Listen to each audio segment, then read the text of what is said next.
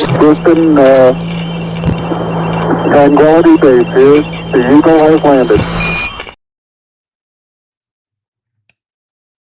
don't know why I flicked the fingers, but good evening, folks, and welcome to Alien Addict. I nearly said welcome to Third Phase of Moon there. And the guys are already waiting down below because I can see him. Blake's just dropped in.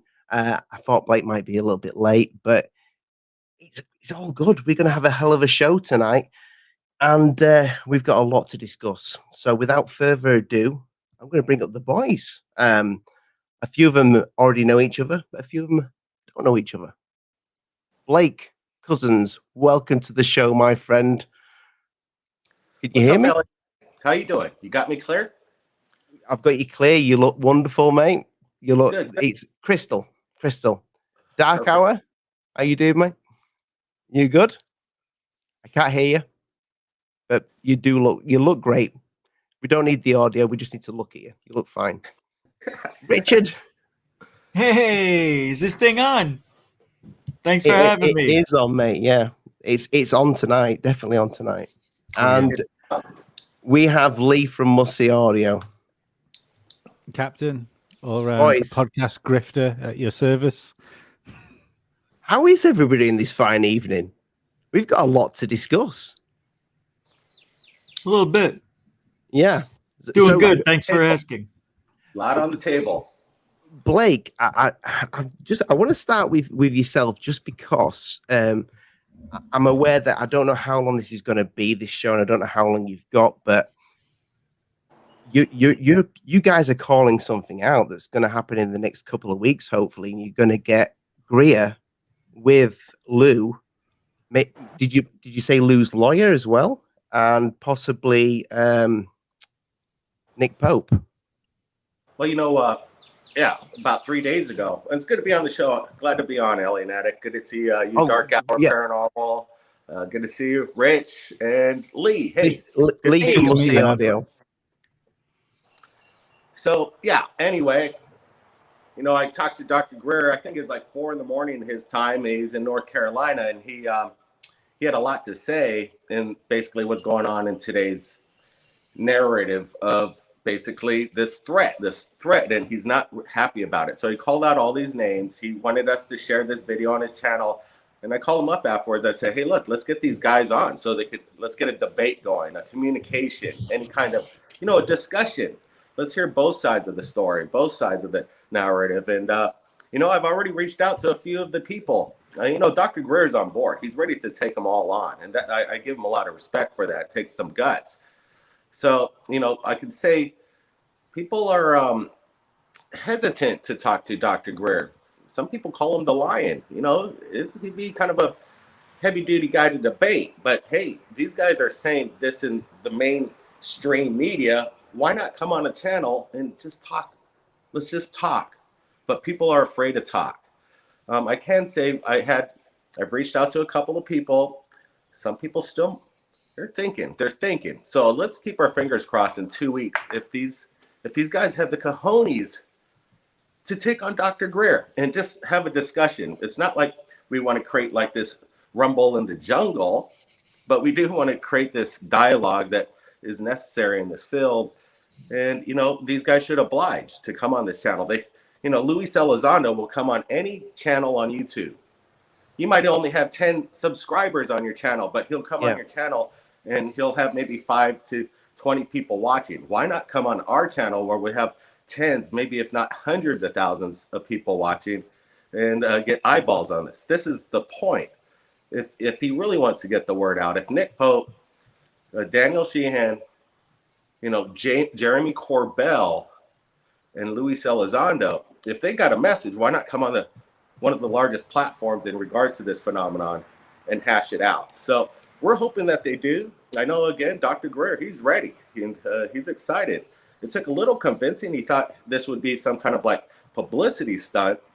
And why even give these guys even a platform? But I'm saying, hey, look, this is the place to have a discussion. So let's hope they come forward. But right now, we'll see. I'm having my fingers crossed. There's a lot of things going on. So that's that's kind of. I've got my fingers crossed for you because I'm excited for this. I do think it was a great call, that Blake, because it needs to happen because he's Greer's making like big claims there, and you know if he's got the balls to actually face them face on, and they don't turn up and they've got nothing to hide. What does that say? If they don't show up to a discussion where these guys will talk on the major media or any other small channel on the internet and not face Greer, I think that's going to have a lot to say about who and what these people represent.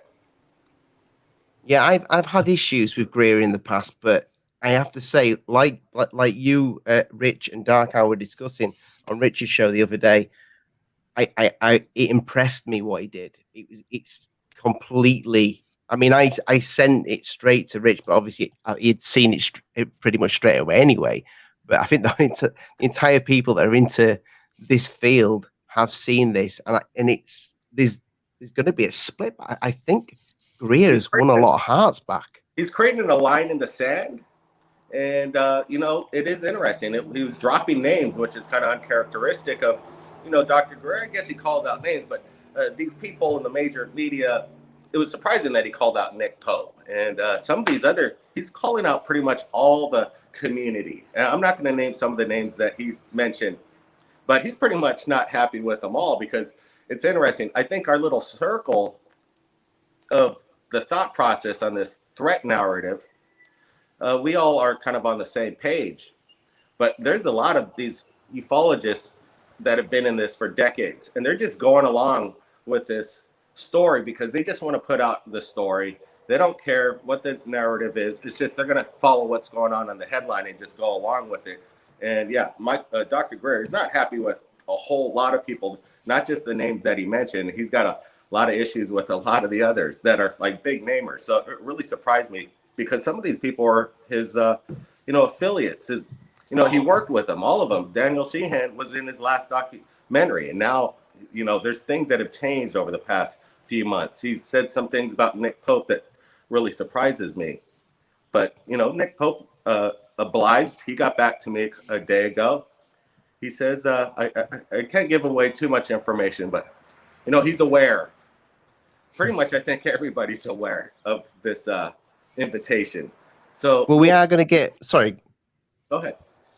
I was just saying we are going to get Osvaldo Franco coming on. And I know you're eager to ask him some questions because he's very much TTSA, he's very much Luis Elizondo.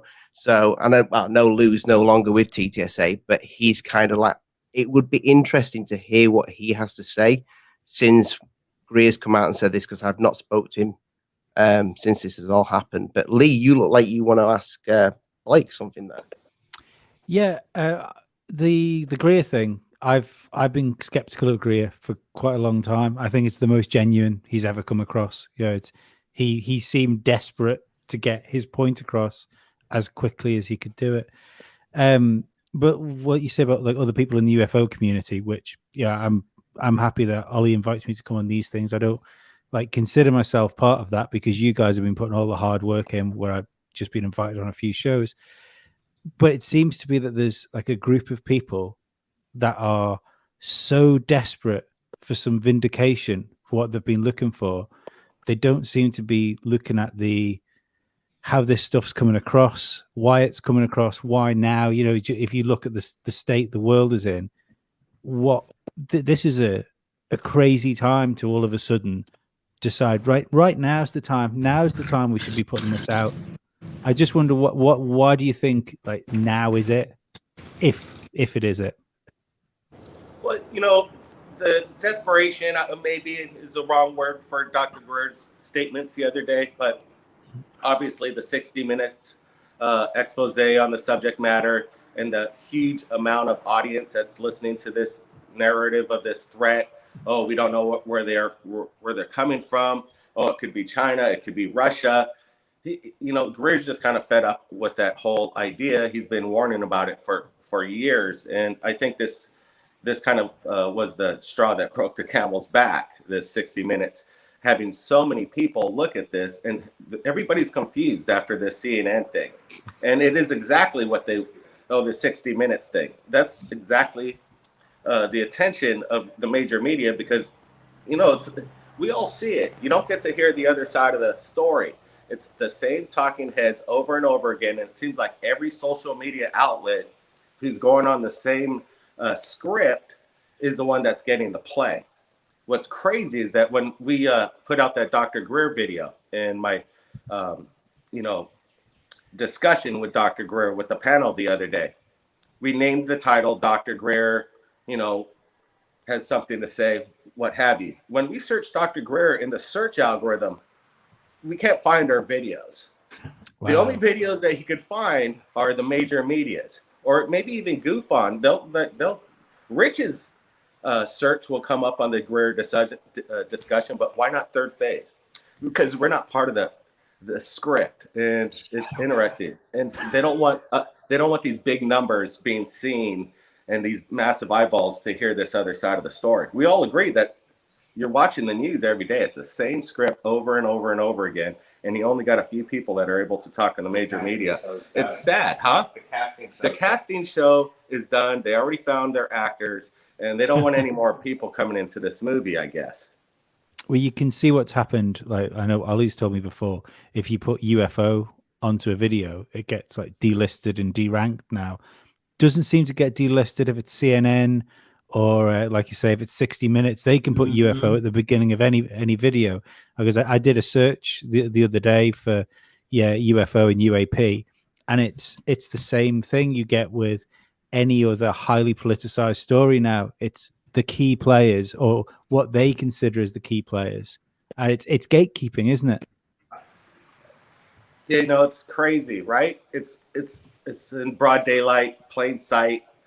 It's not a mistake because our algorithm and the search algorithms the way it is that they want you to just go to the major media. You know, there's a whole massive audience that thinks the other way, or at least they should have a forum to hear the other side. This broken record's getting old. Do you think for some people it's too late with Greer? Because a lot of people have said that, you know, the guy is just wanting to sell tickets, this, that, and the other. I know Greer's done a lot of good. I remember Greer way back, actually before 9/11, with the stuff that he was doing. And it's kind of one of the people that really got me into ufology to begin with. But I think for some people, no matter what he says, and because yes, he's made a living off it, but you know, this is what we do. If you can make a living of doing something you love, I get that. But I think for some people, they'll think that the guy just wants to make money, and this is just a big thing for him to make money, to get this quick video up, you know, because he's wanting, what is it, $70 to actually get this film made. I know he's given permission for it to be put out on all platforms, and I get that, but I think some people might be skeptical. Well, I can say this. Again, yeah, Greer's been doing this for a long time. I don't agree with everything Greer says. But, yeah, is it about the money? Should we trust him? Look, isn't this the guy? He told me the other night he turned down $2 billion with a B not to give out this kind of information. And I was kind of thinking about that. Like, really? This guy's like turned down $2 billion. Okay, well, what if he did accept the $2 billion and he didn't say anything? Now, we wouldn't have documentaries like Unacknowledged and Countdown to Disclosure, you know, all these documentaries that have been seen by hundreds of millions of people around the world. Maybe it would have been a good investment to have them be silent for $2 billion. But apparently he turned it down. So now you got hundreds of millions of people hearing his message. So he didn't take a penny from us for Countdown to Disclosure. You know, he gave us our interview for the documentary. It's not, you know, this guy, we talked for 2 hours and it wasn't recorded. He just wanted to let it out. He sent me some pictures of his family and his grandchildren afterwards. He says, this is what it's about. This is what's the future and what he's worried about. Again, you know, if you work hard, there's nothing wrong to, you know, financially gain from good work that you're passionate about. That's not there's no issues there, in my opinion. And, you know, the fact is hundreds of millions of people have heard his message. And maybe maybe they didn't want that message out. It's creating a different consciousness, obviously, from what we're seeing in the major media. So maybe it would have been worth $2 billion for them not to come forward, because it's going against this whole narrative that we're seeing right now, playing out. Just to let the audience know, Osvaldo Franco is coming on in a moment, but I kind of wanted to get all of our take on things before he actually comes in and gives his take, because I do get the feeling that all of us might be kind of like one-sided at the moment. I'm very neutral, but after Come seeing, on. You're neutral? I'm just I'm playing devil's advocate, you know. At the end of the show, you tell everybody what side you're on. I'll interview anybody. Rich, though, Rich, you've kind of changed your tune very much with Greer over the years. I feel like you have. I had no choice. How much did you pay you? Look, I still have those same thoughts about Greer. I just don't talk about him anymore because why bother? But I met the guy and I looked into his eyes and I didn't see the devil. I saw a regular guy who's just trying to make a living on stuff he believes in. He really believes in. And if you don't believe in it, so what? And I have changed. You're right. Over the years, I used to get on people for this kind of stuff and, things that he does, and I can't prove it. And I'm like, you know what? Maybe some people can see things that I can't see. Why do I think I have to be the special one? Maybe they are special. Maybe some people do vibrate differently. So I've kind of changed a little bit because I did have experiences too and all that stuff. So, the longer you're in this field, the more you learn about people and about yourself. And for people who are just flying by, they're not going to get the whole story. They're not going to see stuff behind the scenes. They're not going to make things happen with other people. They're not going to collaborate. So you meet people, you see, they know other people. They know other people. Next thing you know, you're learning stuff about people that you didn't even know that you were making fun of or, whatever. And you find out that they're actually great people. So, I am changing my tune about Greer a little bit. I do take that back, everything I said in the beginning, but I still have my doubts about him, though, on that stuff. I can't believe everything he says because it's so out there, but who isn't out there in this field? So I don't like the threat narrative. I think it's always been BS. I don't think it's been the aliens. I do think it's us, and we're back engineering or creating this high tech that is maybe 100 years in the future now. We're seeing stuff 100 years in the future, right? And we're seeing it now. So imagine what 100 years will be. It's going to be crazy. So I don't think we're going to have a war. There's not going to be aliens, but I think it may be us. And we're going to say it's aliens. And we're going to blame it on them so we can unite with the other countries and everybody else and make a one world, I don't want to say the whole phrase, but, new world. Well, there I go. Well, anyway, that's that, man. We're on it. This is the best it's ever been. Well, it's exciting. Well, I hope I'm not too loud. No, I need you louder. While we're throwing wild theories out, much the same as you, Rich, that's kind of where I was on things as well. But when we've heard stories in the past of UFOs like disarming warheads and all these sort of things and interfere with nuclear bases and stuff like that, there seems to be if that's true, there seems to be a plan on trying to keep us safe from ourselves. So when you see what's going on globally right now, would it not make sense if there was any time to intervene to keep us safe from ourselves? It might be now. And so powers that be, cabal, whichever way you want to do it, could they be trying to get out ahead of the horse? Yeah, right. By calling these things a threat, because they know whatever they have planned for the useless eaters, that there might be something out there that wants to stop it. But they have to have proof of that. They either they know something we don't know, or they're communicating with them. There's no evidence of that. Nobody's saying it but Greer that they're talking to aliens on the other side over there, Elizondo and whatnot. They're talking about, and if they do say it's a threat, I get what you're saying. Maybe they're but there's no proof. And disabling nuclear missiles or nuclear weapons, I don't know, is that a threat or is that a good thing? Shouldn't we be just disabling protecting all over the place? And if it kept happening over and over again, if they launched one, that's a threat. I mean, come on, man. Nothing happening. Exactly. You would have thought they'd have stopped Hiroshima, though. Maybe they were late. Maybe they maybe that triggered they thought it was the right idea at the time. Who knows? We were attacked. You see, that's why I'm not buying it's aliens, man. They're gonna let us do what we do, and that's that.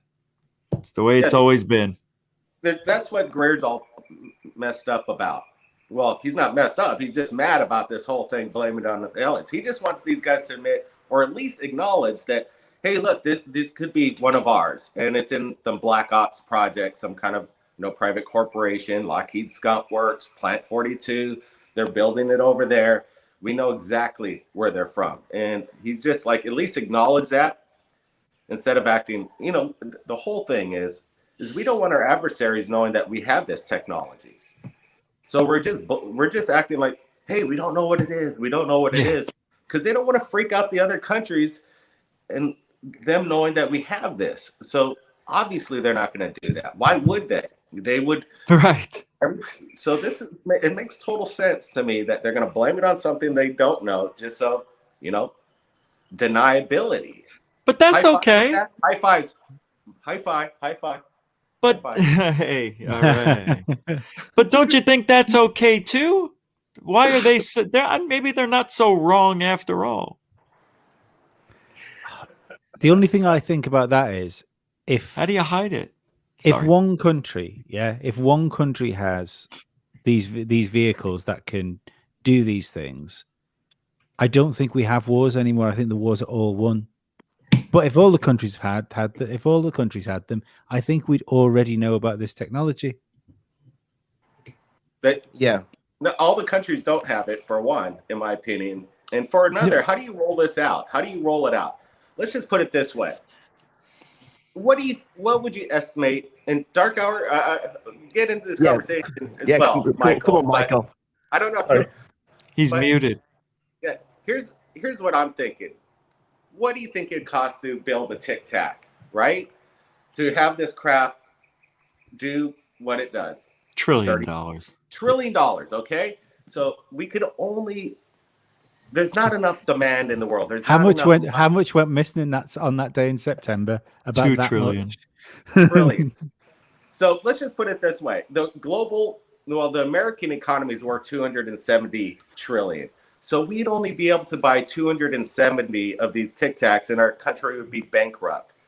So again, we don't have the demand because we can't afford the technology. So they're not going to roll it out just yet. That's just a theory of mine. I'm sorry. Can you guys hear me now? Yeah. Okay. I apologize. It was over on the mixer end that I didn't engage something. I was sitting here patiently waiting my turn. And every time I tried to talk, someone was talking. I'm like, oh my God. Okay. I'll just wait. So sorry about that. I've wanted to jump into this conversation. What follows the natural course now? If you think about it, the divulging that we have extraterrestrials among us, or that we have this high technology? What makes more sense? To me, we would divulge that we have the high technology wherever it came from first, and then move on to a civilization in the way of existence, and then perhaps their technology, because one way or another, if they reveal any secret technology that we have amongst us, it's going to hold implications in respect of course, to origin. And if there are other civilizations that have this technology as well, and then we find that mirroring later on, we're going to have questions again about that origin and perhaps our contact. To me, it wouldn't be surprising if the focus completely shifted away from extraterrestrial life in respect to this disclosure, if you will, which possibly is the best course of action right now. I mean, I think just understanding what's coming next in the way of how the expression of this technology may change us individually and the paradigm and the collective and so forth. Maybe it's going to be too much to have the extraterrestrial thing on the table at the same time. And that is something we're moving towards.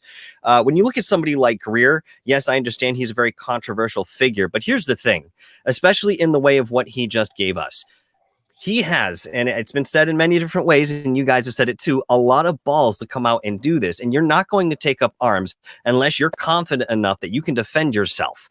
Now, he's standing up there roaring like a lion because he has a good reason to, and he's ready to go to battle in that sense. So he's called out these names, and if their conviction is as tight as Greer's is, then there should be no issue with them coming up and having this conversation. If the narrative that they're speaking on media, mainstream media every night and going on all these other shows throughout, YouTube and so forth, again, talking about the same thing over and over, then why would it change? Why would your conviction change in being actually challenged by somebody will give you that intellectual stint? So, what Greer's doing right now is very, very epic in certain respects. And again, it's going to shine a light on who some of these people are, even in the most peripheral senses, even if they don't come to you guys directly, Third Phase of Moon, onto this panel with Greer. It's going to speak volumes about the character, the motivation, and the intention of the people that the majority of us, and I'm not necessarily here, but the majority of us seeing them on television hold them in such high regard. Yeah, Exactly. I think what is to come. If I'm honest with you, I was speaking to my wife last night, and I just said something may come in the next few months, and whatever does come, please take it with a pinch of salt, because it's my worry is something a little bit frightening may come. I mean, I could be wrong there, but I'm a man with 2 kids, and I've got to keep that part of me and thinking all the time, is something actually, and it sounds so crazy to actually think something like that could happen, but without saying any words here, look at the past 2 years, well, year and a bit that we've lived, and I would never thought that this could happen. But without further ado, I am going to get Osvaldo Franco in the house. But Oz, I love you to pieces, but let people speak, my friend, because you I know you're a man with many opinions. Welcome to the show, Osvaldo Franco. How you doing, mate? You're looking right. well. Same old. Yes. So you've seen what's happened with Greer recently, the other day and what do you make of that? Grandstanding. Stephen Greer's grandstanding. Stephen Greer is realizing that the movement is passing him by. That's basically what this is. Stephen Greer is not completely above board, in my opinion. We'll just say that. You did support him, though. You gave him money.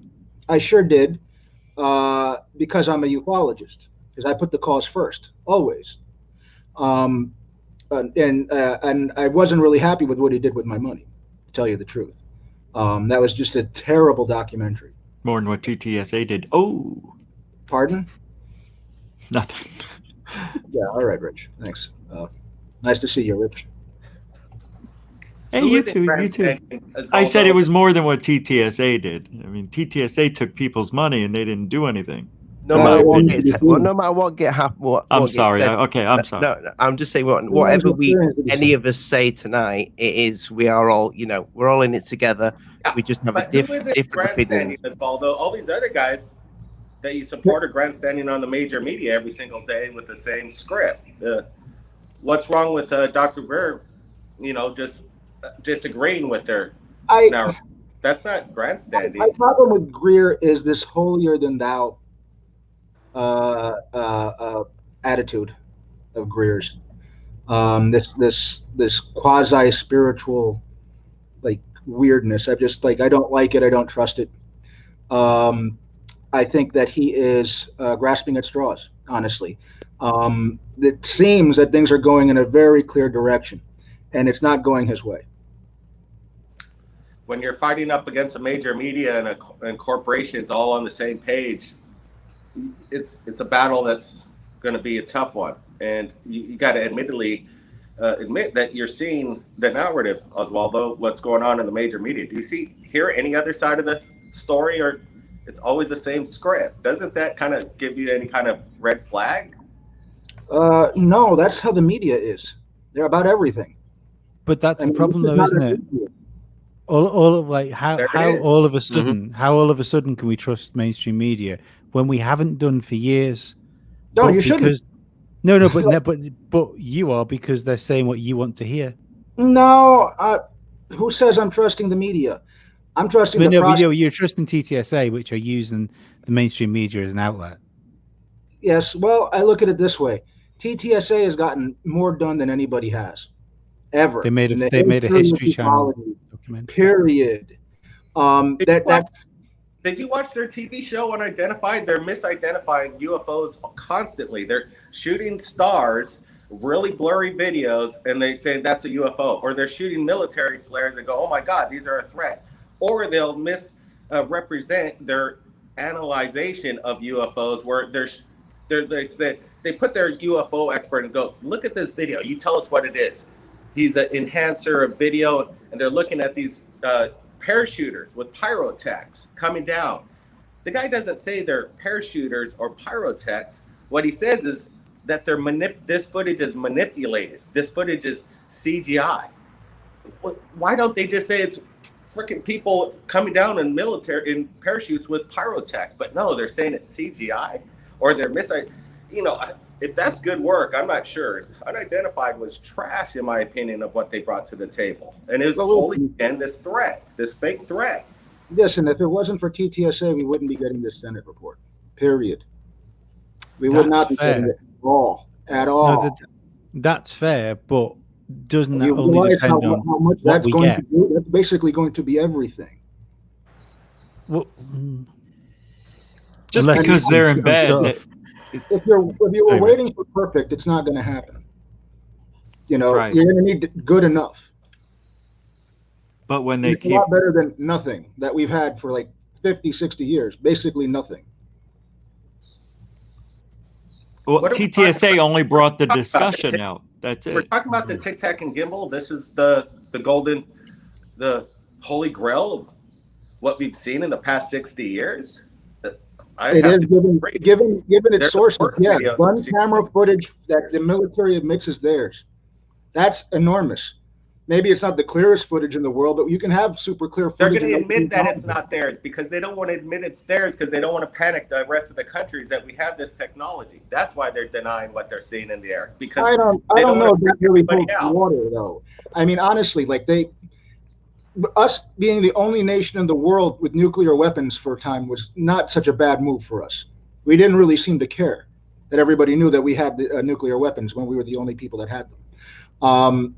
I don't think that would I don't think that would perturb them from saying that they have stuff, especially if it looks like we're about to go into developing these things openly. And I believe that that's what's going to happen in the next. Pardon? I think that we might develop these openly and give it to the public, where we'll be able to, travel in these Tic Tacs. That's my dream. That's what I hope. But right now, the price of building these things are way too much. They could only, like I said, probably build only 270 of these Tic Tacs, and our country would go bankrupt. Well, actually, I would say there's no demand yet. We can't afford it. We can't afford the technology. There's going to be demand. I mean, honestly, dude. There was no demand for cell phones, but it developed, didn't it? And that's also military technology. Now it's everywhere. That's going to be the same thing. It took forever. It's the size of a skyscraper, the technology for the cell phone technology. Now they got it so we could walk around it in our pockets. But this took a long time. This took 40 years. So again, we're 40 to 100 years behind this shit coming out to the public. So Blake, are you saying that you think the Tic Tac is ours? 100%. I don't think there's little gray aliens in the Tic Tac or the gimbal. I think what we're seeing here is our own, Donald Trump said it in Countdown to Disclosure. He says, I think we want them to see them. He says we have these high flying assets. It's something reverse engineered possibly, but again, it has nothing to do with little gray aliens running circles around our pilots. Yeah, this may not be as esoteric as most people make it out to be. Again, bringing that extraterrestrial element in there. Let's just shave that off the table for a moment and see what else we're really dealing with. A disclosure of high technology that we've had. Now, what other point in history can we think back on and say, all right, you know, certain groups of people had a cache of certain technology or research that they had been developing behind the scenes somewhere and then decided to divulge it one day, and thus everybody jumped 100 years in terms of technology. I can't think of one instance. Nuclear weapons. Come again? Closest thing is nuclear weapons.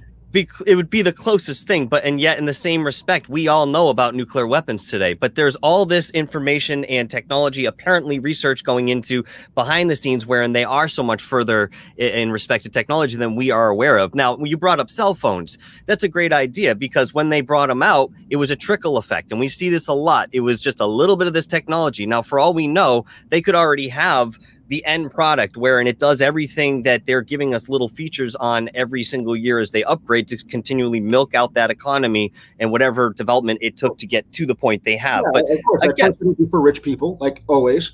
And then over time, that'll be, you know, get cheaper and cheaper and easier to make those things. And then before you know it, regular folks will have them. But again, as Blake is saying here, how is that going to work in the way of something like a Tic Tac, where that sort of technology takes so much investment? And if you were to build, you know, 5, 10 of these things across the planet, you deplete the entire economy of the world. Wherein are we going to have the materials to do something like that on a large scale? It took $1 trillion to build the first one, and develop that technology. But that's going to go down in price, and it's going to get easier and easier to make those things. Okay, where is this coming? Where is this coming from? This $1 trillion. Yeah. Where is this coming from? This is what it costs to make this thing. Because that's a black budget operation. Apparently, there's $2 trillion in this black budget every year. So we're accounting for that. We're being hypothetical on this, but again, I think it's so the whole $1 trillion. Educated guess. It's an educated guess. Osvaldo, how would you roll out the Tic Tac? Let's just say, oh, I got my Tic Tac and I got it in the garage. I'm going to go and fly around in the Tic Tac. How are you going to control something that travels 30,000 miles an hour and gets in the wrong hands? You don't even need any TNT in this thing. On the impact level. Advanced driving test. Very advanced driving test. Absolutely. So how do you control that? Like, what if somebody got that thing and wanted to use it for nefarious reasons? You know, honestly, we already have things that people use for nefarious reasons. Our technology is getting more and more advanced. I look at it this way. Drive a car. People drive cars and use them in bad ways. Sure. What is it? Manslaughter, vehicle manslaughter. But could you imagine with a Tic Tac? What would happen? Well, I look at it this way. If the technology exists, it's already too late. 1, 2. If the situation is true, and it does appear that it is true, that our pilots are getting engaged regularly, and if it is extraterrestrials, I believe that this is occurring. I think that it's inevitable that this is going to be coming to the public. If our pilots are getting buzzed every day for years, and now we're seeing a lot of weird air traffic, issues with commercial planes and airlines, they're starting to see stuff and have issues. Over time, eventually, that's going to start bleeding in more and more into the public. We could be very close to, if not open contact, at least more open, encounters with these beings, or more frequently. Why do you bring up the alien aspect of this all the time? Although, why not? Can't you at least entertain the idea? I think it's a little bit of both. Technology that's within our assets. Oh, yes, and I know about. Yes, I studied Townsend Brown. I know all of these things for years and years and years. The fact is, though, I think that they are really in the middle of a conundrum. I think it's a perfect storm, which is really occurring. I think that there is certain technological developments that cannot be avoided. I think that there are certain issues with extraterrestrials that cannot be avoided. I think that there are certain political realities because of those things that cannot be avoided. And I think they're trying their best to get out in front of this thing, because if they don't, it's going to be a disaster for them. It will be worse for them to not do anything and let this happen than it is to at least try to do something and What said, can well, they- at least we attempted. What can they do? We're going to build a spaceship to fight a Tic Tac, or build weapons to fight ET? Is that that's the end game here? That probably, honestly, we're human beings. This is how we do things. There's nothing that we haven't weaponized, and most of our best and most advanced stuff originally begins as weapons to begin Well, that's with. a battle we're going to lose. Yeah. The other thing is, as far as rolling technology out, Osvaldo, as far as rolling technology out, what do you then do with the industries this destroys? If you're going to do this overnight, the amount of energy that it takes to have something like the Tic Tac goes. Oh yeah. That transforms energy overnight. And you said before that you can't, if something's invented, it's already too late.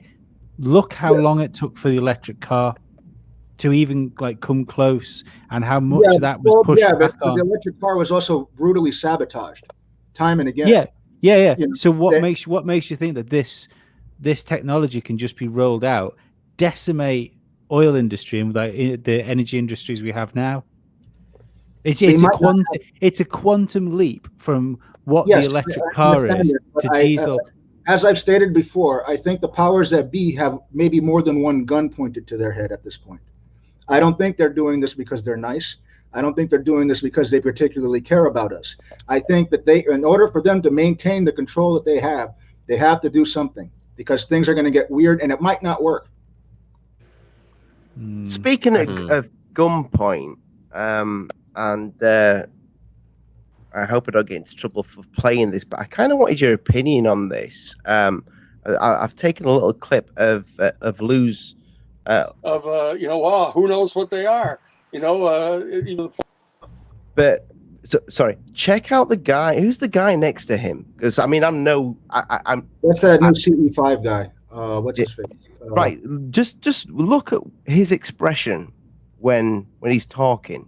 Who knows what they are? Even to the point where every third of the way through the show, at every single point, somebody would come out and say, they could be an awful threat. Who knows? They could be from China. And Marco Rubio, if they're from China or something, we should know about that. And so that whole thing is going on, as we all know, at a very low level of consciousness about this entire phenomenon. I mean, they're way below the horizon on this discussion. But it is certainly something like Melinda, when you said, what do you think? Did he hit a home run? That's Grant Cameron's White House channel. We'll put it in the description below. But who's that guy next to him, Oz? Because What's that all about? Guy smiling. Yeah, it's weird. It's through the entire. It's Blake. It's through the entire thing. I mean, I think. It's mythology. It's a little odd. He's like, it's a little odd. He's doing it like this. Yeah, it's a type guy. It's a type guy. Hey, let me get my Aloha shirt on. What's going on here? Come on, Osvaldo. These are the guys. You back these guys. This is a joke, man. These guys. I didn't like. Wow, I didn't even see that clip, and I never want to watch that again. But high five, Ollie. Made it to 100 watchers. Good job, bro. You got 100. Yeah. Cheers, guys. Get the thumbs up. But wow, hey, Osvaldo, doesn't that look a little strange to you? Explain to me what's going on there. I don't know. I wasn't there. What's your interpretation?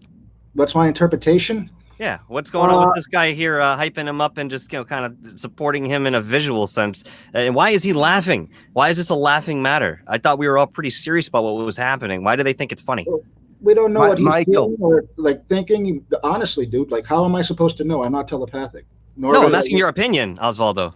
In my opinion, yes. In my opinion, I don't see why it was relevant to even really have him there. He wasn't really involved in the subject matter.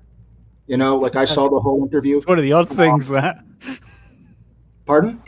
That's one of the odd things about it. It's the oddest thing I've ever seen, and loads of people have sent me this clip, but not said anything. And I noticed the guy straight away. But every time he speaks about the UFO or the threat, this guy is smiling. Blake, you need to. I know you don't want to watch it, but you guys should watch the entire thing and do an analysis on it, because this guy is I will. smiling like a Cheshire cat, and he, at some points when Lou's lawyer's speaking, he's muttering things. It's almost like he's saying what he's supposed to say. The guy next to him with the big medallion and the rings, like they're reading know what he from a reminds me of? teleprompter. He reminds me of, you know, when you hear about people having like the same dreams, and you hear about that story of the smiling man, like the grinning man turning up in people's dreams. He looks like the artist's impression of those things. That's a little creepy, wasn't it? It is a subliminal ploy that they're playing. it's probably How just so? his best mate. It's probably just his best mate, and he got a little bit drunk or high or whatever beforehand, and he just thought, you know what, can I come on with you? Yeah, of course you can. He stood behind. Maybe he's getting his balls tickled. He's probably, he's probably a lovely I guy. thought that too, actually. It's just weird. It is bizarre. It's bizarre. I was looking to see if his shoulder was moving a weird way. I'm serious. No, it all comes was from the weird. wrist. Like my fingers are going like fuck you, and you can't see my hand. Like, it's just all in the wrist. Hey, Osvaldo, what about your boy Tom DeLonge? What's he up to? How come we haven't heard from him lately? Why haven't we heard from him, period? When they had his season 1 and season 2, the guy only said a few sentences in the whole entire season. They wouldn't even let him speak. Why? Well, he's busy building the company right now. And But why wouldn't he talk like he's over there just posing on the TV show and just putting his face, and he doesn't open his mouth? And this is the guy that's, you know, running the whole show. Why doesn't the guy talk? Simple. It doesn't take much to open your mouth and talk. perhaps he's waiting for something. He's been making some very interesting posts recently. He's posting CGI videos that we're putting up on MUFON. MUFON got somebody's putting up CGI videos. We're getting the submissions. We're like, Jesus Christ, I'm not going to put this up. Tom DeLonge's touting it over and over again. I sent it to Rich. I'm like, look, Rich, Tom DeLonge's like putting up this obvious. It's like, I thought this guy is like knows what's going on. They're looking at videos of the stars out of focus, and they say it's a threat. They're looking at military flares, saying, "Oh my God, look at these UFOs! They're a threat. Who knows? They're from China." No, they're military flares off Baja, Mexico. Mm-hmm. Explain it to me.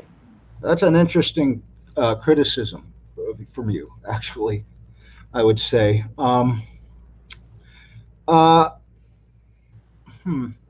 How could I put it to you this way? Hey, nobody's perfect. We put out, I don't know, 10,000 UFO videos over Third Phase of Moon's, YouTube 10 years. Hey, there's some in there that are obviously, everybody makes mistakes. We got a better eye. We've been focusing a lot better over the past 5 years. We're not taking any of that stuff. We made an announcement on Third Phase Moon. Don't send us this shit.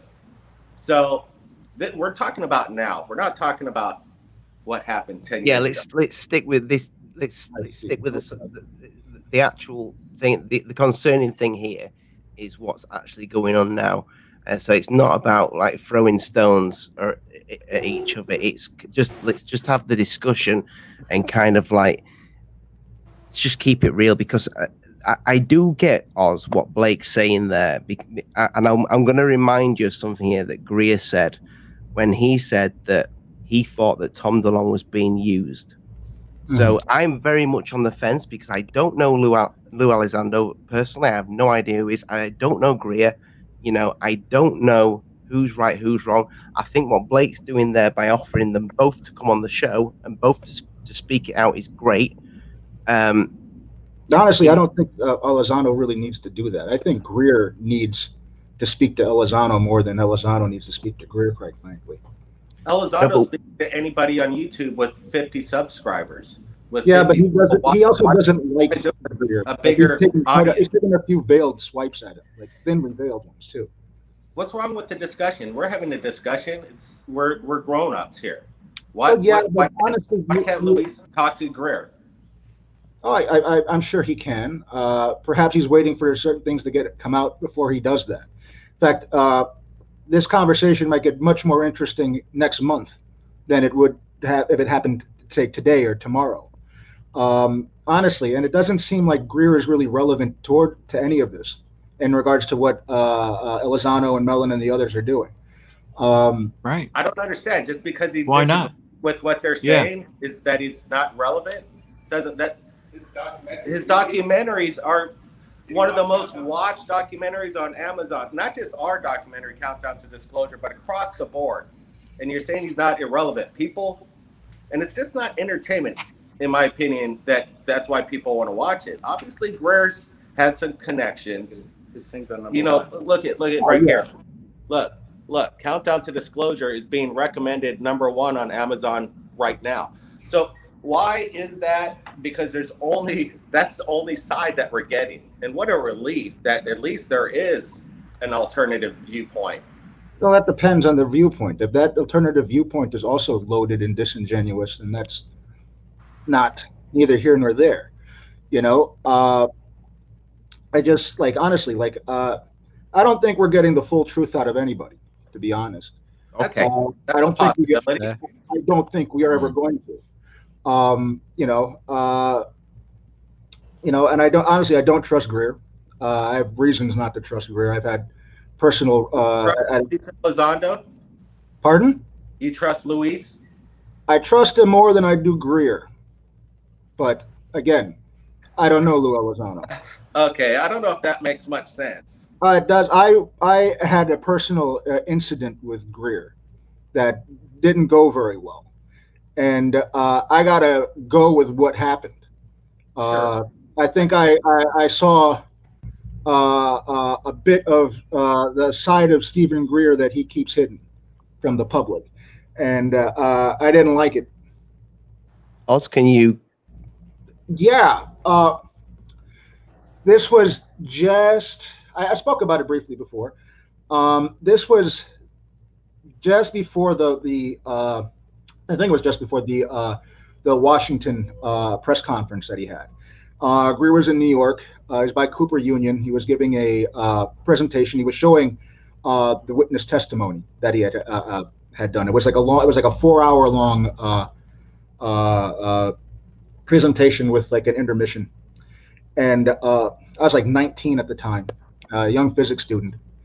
And I was like super enthusiastic. This, I thought like, wow, we finally got it. You know, this is just going to be fantastic. So I walked, during the intermissions, I walked up to speak to Dr. Greer. And I told him, you know, I'm a physics student. You know, I'm willing to do whatever it takes to help with this project. I will do anything. And the guy accused me in front of other people of being some type of government agent. Like, I'm not even kidding. Like, I was like shocked, you know, and I remember like walking away thinking like, you know, I was a kid. Why? Why did he accuse you of that? That's a great question. You'd have to ask Stephen Greer. Like, I couldn't have been nicer. And I literally volunteered everything to try to help that effort. Now, this is the thing. I'm not the only person that has had situations like that. If you look at Greer's inner circle, it's very culty. You know, in my opinion, it's very, very culty. And people like that don't like critical people involved in their stuff. So I think you that could say the same about To the Stars, to be honest. Not quite. No, it's not the same thing. It isn't. That sounds like something a cult member would say. Along has a cult following. Yeah, dude. I'm not. Yeah, I'm not into Angels and Airwaves or Blink. Yeah, but Osvaldo, here you're telling us a story wherein he, you know, accused you of being a government agent of sort. You were much younger, and so this negates any experience you have or whatever he says, you know, as things go forward.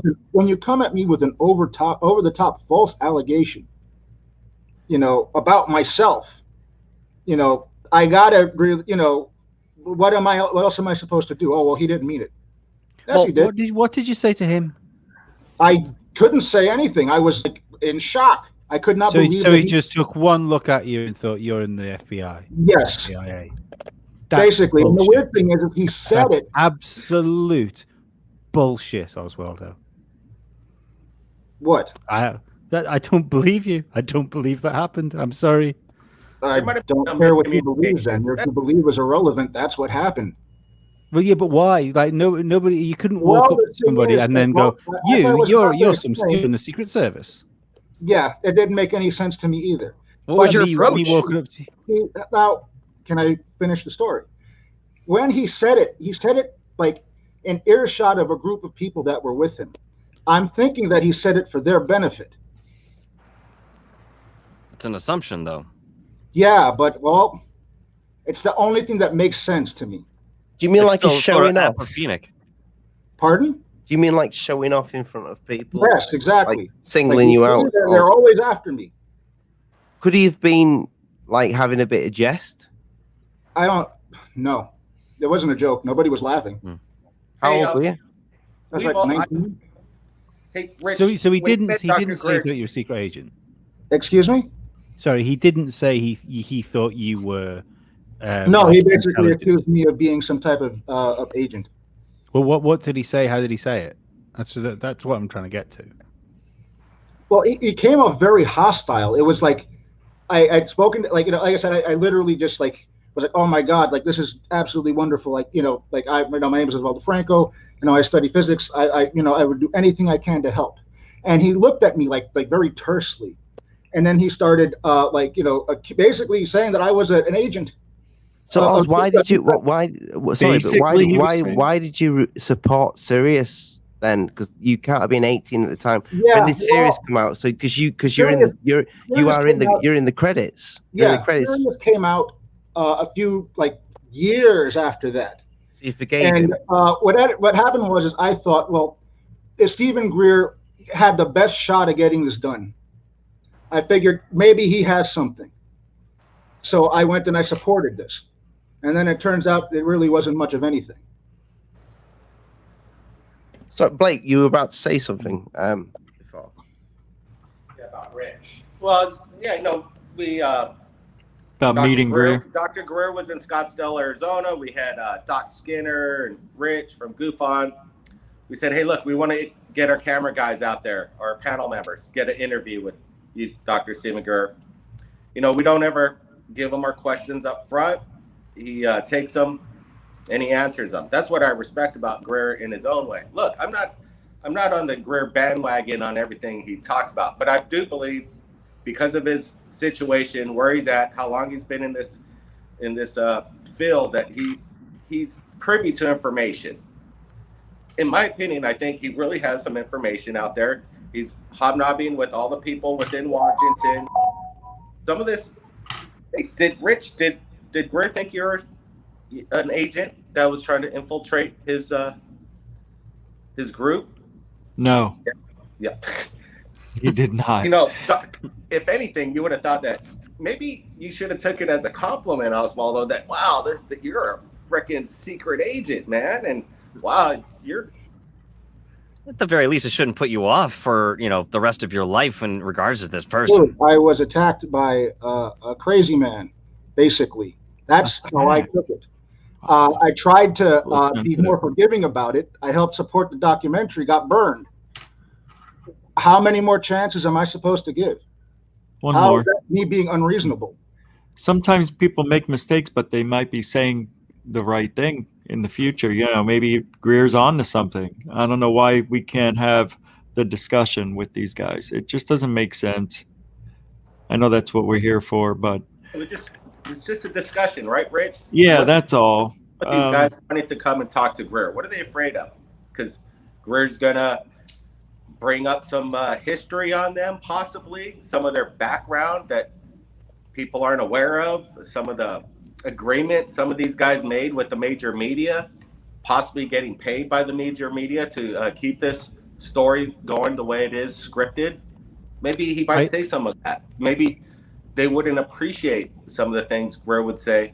And I don't think Greer's going to be making things up. I think he would just state what... When I was talking to Greer, he was talking about everybody in this field.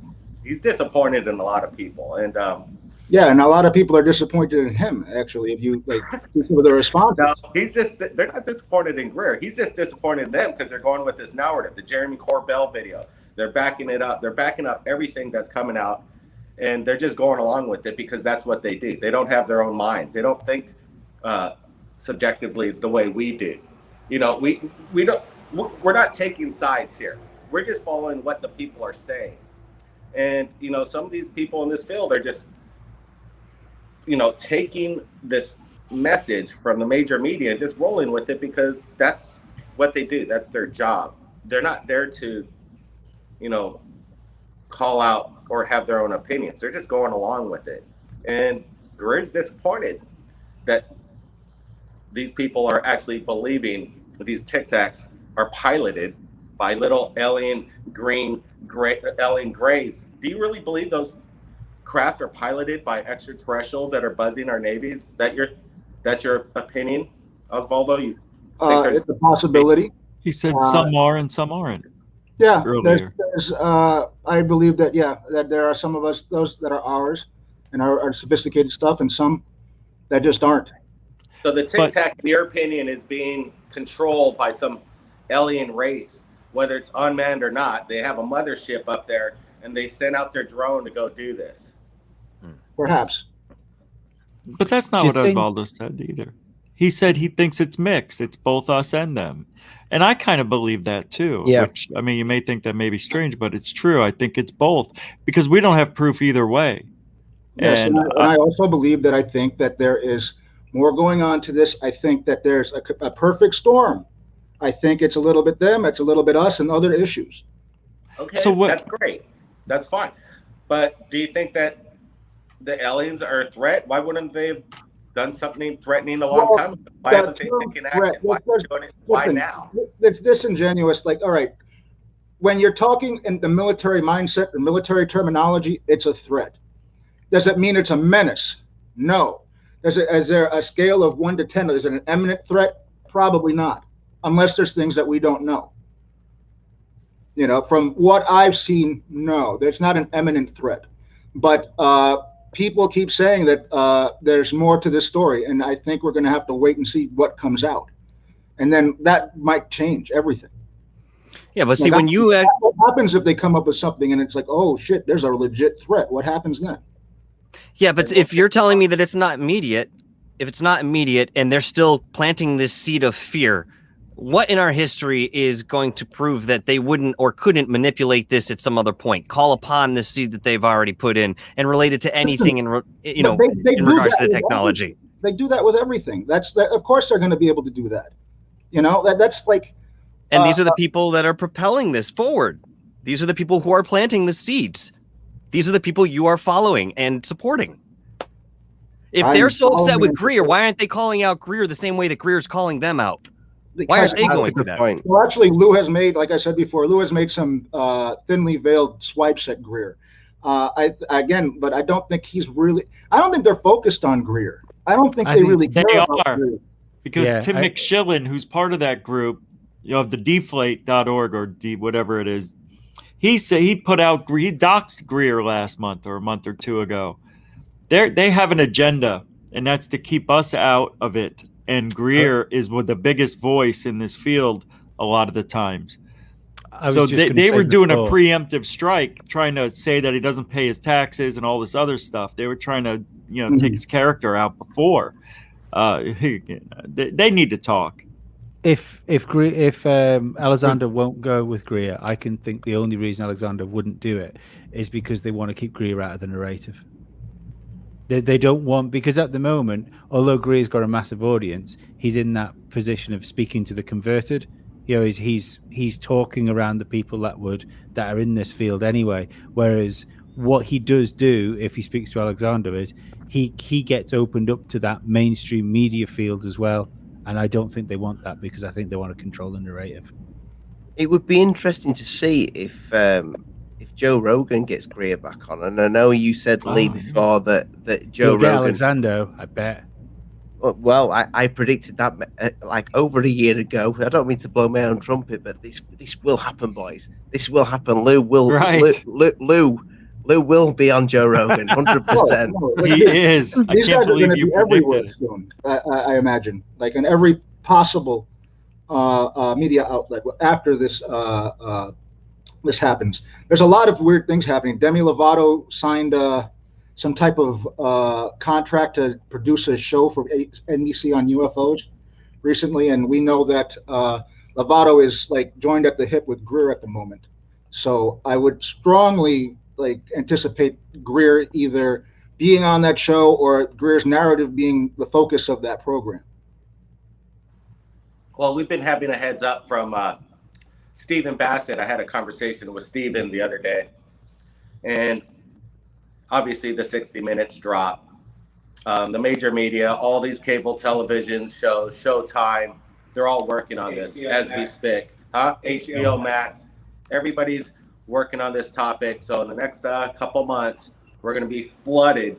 Oh yeah, no, this is the UFOs are going to be the new superheroes. We're going to be basically having like maybe a decade's worth of back-to-back UFO stuff and very big levels.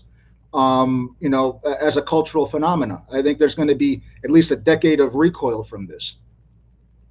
You know, just from the shock of it all, and then like you know, people are going to be wondering, well, what else have we been lied to about? What else is true and isn't true?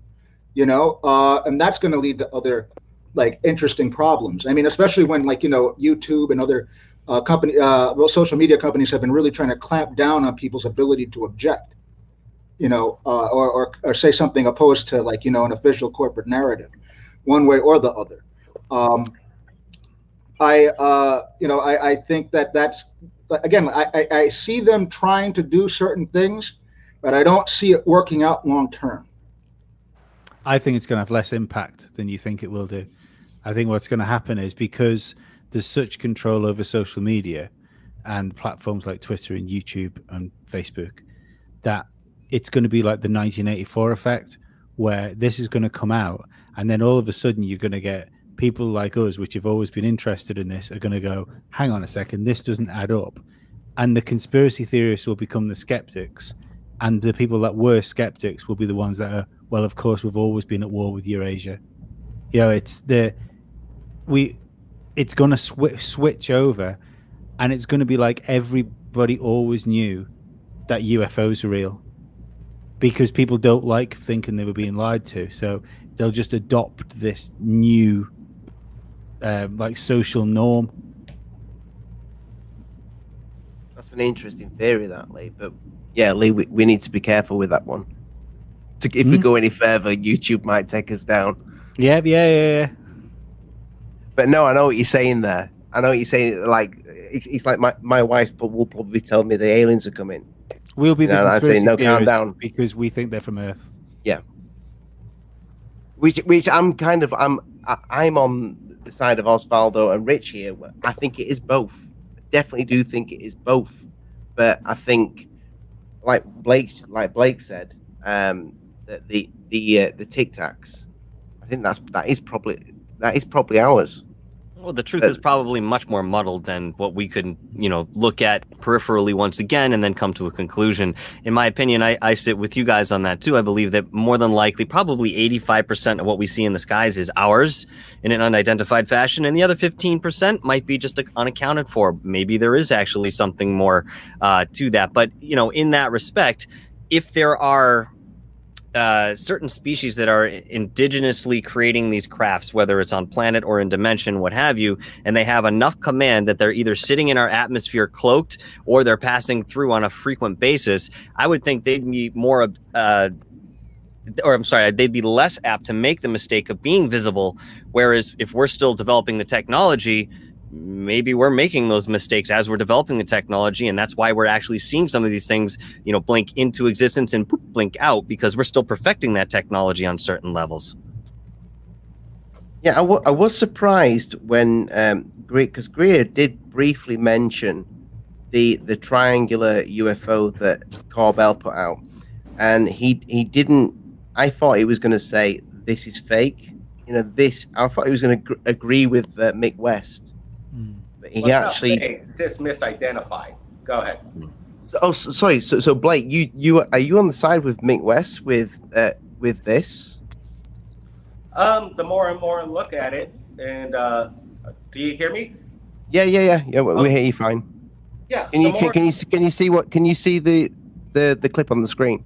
yeah, we're looking at it, and yeah, I've seen the video, and Mick West came out with some really good points about the bokeh lens, the anomaly of this, shooting through this filter and this lens will make appear these objects in the sky to appear triangular shape. The FAA light blinking. Hey, it's not like I wouldn't show this on Third Phase of Moon. If I got this submitted to me, hey, I would submit it and I would share it. The problem is what's crazy to me is that sometimes we'll put out 4 or 5 UFO submissions from around the world in just one episode. We're doing 5 episodes a week. And this is the video that gets played all over the world just because of this one. Why do these guys have the platform when they come out with one video? Whatever, it's okay. It's nothing major to me. We have way better footage. If this is a TR-3B, well, it's okay footage. Why aren't they picking up other footage from the public? Why are they just running with this? Why are these people have this world platform that they could stand on? Well, I guess George Knapp does have his feet in the world of journalism throughout the world. So I'm sure that's one of the ways that Corbell and some of these other guys are able to get it in the mainstream media through a George Knapp association, because it's just crazy to me that this one video, these 3 videos that the TTSA put out are the only ones that get play, when in fact there's play every day of videos of crazy stuff around the world all the time. But they tell us all the time why, because they're distancing the stigma of the public's view on it and just getting the government, which they think has the most credible stuff. And that's what the people really want to see. They want to see what the government's hiding, what they have. But the government too, we're getting videos from FAA, I know. from SWAT team, from police. We broke the news with the FAA. Jim Goodall submitted us the ham radio operating audio. We broke that news to the world. It took 4 days before the world news picked up on this story about the American Airlines having the missile thing go over their head. They said they didn't know what it was, looked like a missile. What's going on here? It took 4 days for the major media to pick up on that. Did they give Third Phase of Moon credit? No. When you search the story, does Third Phase of Moon come up? No. Only the major media. So there is a total control. We see the control of this information. Osvaldo, you got to admit that there's some control over this now, right? If the algorithms are wacky, only the major media is getting control over everything, and especially, listen, there's control over everything, and this is going to be very delicate. What's going to be interesting is to see how going forward they're going to try to control this narrative. Honestly, there's we're already seeing stuff now, little bits of things, but what happens when the conspiracy people are correct? What happened in public in a way that the public cannot deny? Right. What is going to be the larger social reaction? Yeah. Well, you're going to find a lot of polarization still. No, you're going to see. I do believe that there might be the possibility of that feared freakout. There's going to be people that are going to see this as an attack on their religious beliefs, and we're going to start seeing those people make a resurgence. We're going to, they're going to start coming out the woodwork, and people will be surprised. I think that other people will find religion, or weird spiritualist movements will start getting bigger. You might see a run on people trying to join the Scientologists and other, better known, UFO cults. You have a good point there, Osvaldo. You really do. My concern in the end is, can we prevent any of that from occurring? Can we give enough of the truth of what's really happening that people are so well informed we don't get to a chaotic state? I think that's really the aim here for a lot of us. I don't think that's you can try, but I don't think that's going to be very successful. I think in order for that to happen, it would take a long. Like I said, I think it's going to be about 10 years of people trying to really get a grasp on this. At least that's how I see it. I don't see this as being the aliens are here. That's great. Back to watching Dancing with the Stars and drinking a big gulp. I don't think that's going to be how this goes about. I think there's going to be I think it's going to be weird for the general public. People like us, it's not gonna like affect that much. We already have incorporated this into our lives and our worldviews and stuff already. Other people, not so much at all. You know. Oh, it'll be a shift. Yeah, absolutely. Go ahead. I was just saying, Regan Havik's got. I mean, he's got a good point here, though. It's all low quality, and I know you're going to get low quality when you've got the the gimbal footage, this, that, and the other. But what Corbell put out is when filming it's actually filming the monitor, but everybody's been talking about that cut, Oz. Where listen, they're doing that because they're trying to slowly warm the water.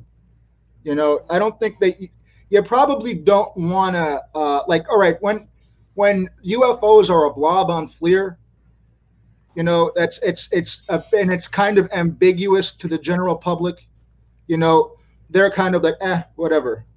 But as the good footage starts rolling out, again, this is going to have profound effects. I think they're, instead of just dropping this on everybody, and just let it have at it, they're going to do, they're doing a little bit here, a little bit there, and slowly we're getting there. But they did that with the Tic Tac Go Fast and the other one. Why did they have to wait? They did. Yeah, it took them months before they acknowledged those, and now they're acknowledging things within a day. Yeah. So what's up with this? What's up with the teasing techniques by Jeremy Corbell, where he will, trickle his information that comes in? When we get our information, we put it out. Hey, we'll put it out sometimes within a half hour. Everybody here knows, especially DarkHour, Rich. When we receive footage, we put it out. We comment on it, and there's no editing. We don't go, let's give you a still photograph. Oh, then we'll give you a little bit of video. Oh, we'll give you, and then they just trickle. Why not just drop it like we drop it? Why the game? Because it is honestly, they probably don't want to panic. If it's you drop, what do you mean they don't want to panic? With these blurry videos, these videos are, trash, shot on a potato. It's, what? Come on. They're not going to shock the public, all right? And what? They're shocking the public, but they released a video eventually. They did release a video, but why trickle it? Why trickle it? Because they're playing a game. They're building up anticipation. That's all. This isn't. It's media. This is media blitz. This isn't reality. Yeah. I'm sure there's a factor of that as well. I mean, there always is. Everything is entertainment. If you're watching television, if you're in charge of getting the information out, get it out. That's what we do. I don't care where it comes from. I don't care if it's something that could be sensitive. I've had to talk to the FBI. I talked to the FBI. I go, hey, look, we're showing stuff, and it turns out the Space Force is working on secret technologies up in the stratosphere. There's videos of experimental aircraft that we've captured, and the Space Force came out and said, yeah, that video is legit. It's some kind of secret experiment. I asked the FBI, like, hey, look, we're filming top secret stuff. Is this okay that we put it out? He says, well, if it's shot from the public in a public spot and it so happens to be in their vision of their cameras, there's nothing wrong with what we're doing. But we didn't sit on that video. Actually, DeLong says the same thing. Those videos were edited too. When Tom DeLong put those videos out from TTSA, it took about 3 years before the unedited version came out, and we got to hear the full audio from what the pilot's reactions were saying. And there were certain things that were left out and cut out purposely. Yes. And these guys are the ones that are talking to the major media, and they're editing, they're storytelling, and they're not really looking out for getting the information out as fast as possible by any means. Something resonated with me, Blake, a long time ago when you messaged me and kind of made communication and said, we should be working together, not against each other. And I'm right now at this very moment in time, that is what we need to definitely do. And I think even if there is a divide where somebody believes X, Y, Z, and somebody is on, a completely different side. I think with how this is going to go, we definitely have to have these open discussions. And if you're going to get Greer and Lou on together, I mean, I would just let them go at it, you know. Just let. Yeah, but honestly, I that would only really serve Stephen Greer. I don't see why Elizondo would want to even do that. He talks to everybody else. Why not talk to Greer? What's he afraid of? And what about the people that want to know? Yeah. If you're so convinced in your own argument, the best thing you could do is speak to someone that disagrees with you. Agreed. Because I would listen. They're probably going to run into each other. Like this would not do it. Stephen Greer has had several ugly confrontations with people in ufology on camera before. You know, I have no doubt at some point that's going to happen with Elizondo and Greer. You know. So you're saying it wouldn't be beneficial for Luis Elizondo, Nick Pope, Jeremy Corbell to go and talk to Greer because they have opposing views. Greer's going to maybe possibly outmatch them, engage them in dialogue. I'm not sure what the problem is because there's been many platforms that have had their own opinions of Third Phase of Moon. Now, I've reached out to these platforms personally and say, hey, let's have a discussion. Get my side of the story. Let's hear what's going on from our perspective. What we're really doing over here at Third Phase Moon. We've jumped into lions' dens many times, and sometimes it works, sometimes it doesn't.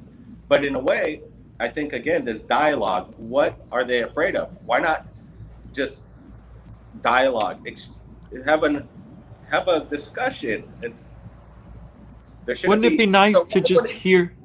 But right, wouldn't it be nice just to hear Lou say, look, this is what we're doing because this is what we believe is happening with the evidence we have. You may not have all the same evidence, Stephen.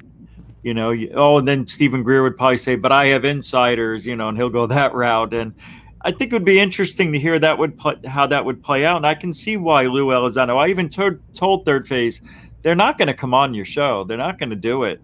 I just have a feeling they're not. What advantage do they have? Exactly. No, there's no. Greer, They have NBC, ABC, CNN, Fox. Right. Like, They go on every other small show, Elizondo. They're going on YouTube. Luis Elizondo is talking to just about anybody that will listen to him. He's admitted it, and that's what he's paid to do. But nobody called him out. Well, that's Hey, you know, that's why. How many times have you called us out in the past, Rich? Thousands. Exactly. And now look at. We're working on the same team. That's true. That is interesting. Well, maybe they don't want him part of their narrative. I also think maybe they can't handle. See, when I engaged you, Rich, about some of your, opinions and thousands of times, but not we engaged, right? Yeah. We figured it out. It's a little different. Why can't Luis have to do the same thing? Or I know you're right. Just have that human. Yeah. I think there's no reason. Another soldier. So sorry, carry on. Go ahead. No, go ahead. Oh, I was just going to say, I think they might lose another soldier as well, because I think the reason we've got Lou Elizondo in front of us instead of Tom DeLonge, which is whatever's controlling this disclosure thing, it was supposed to be Tom DeLonge that was the figurehead of it.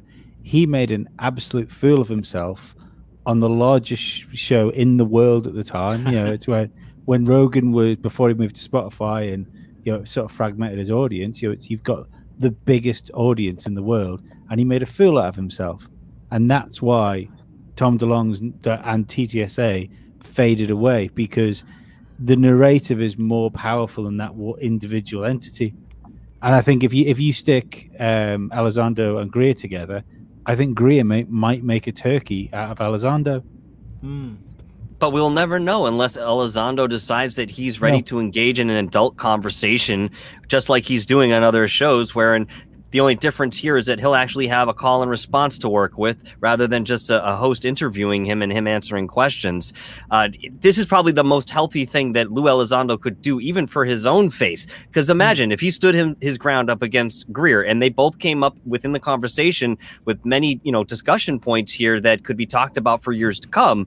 then again, the insinuation is that there could be some sort of congealing in respect to being an adult and just talking and discussing these topics at large.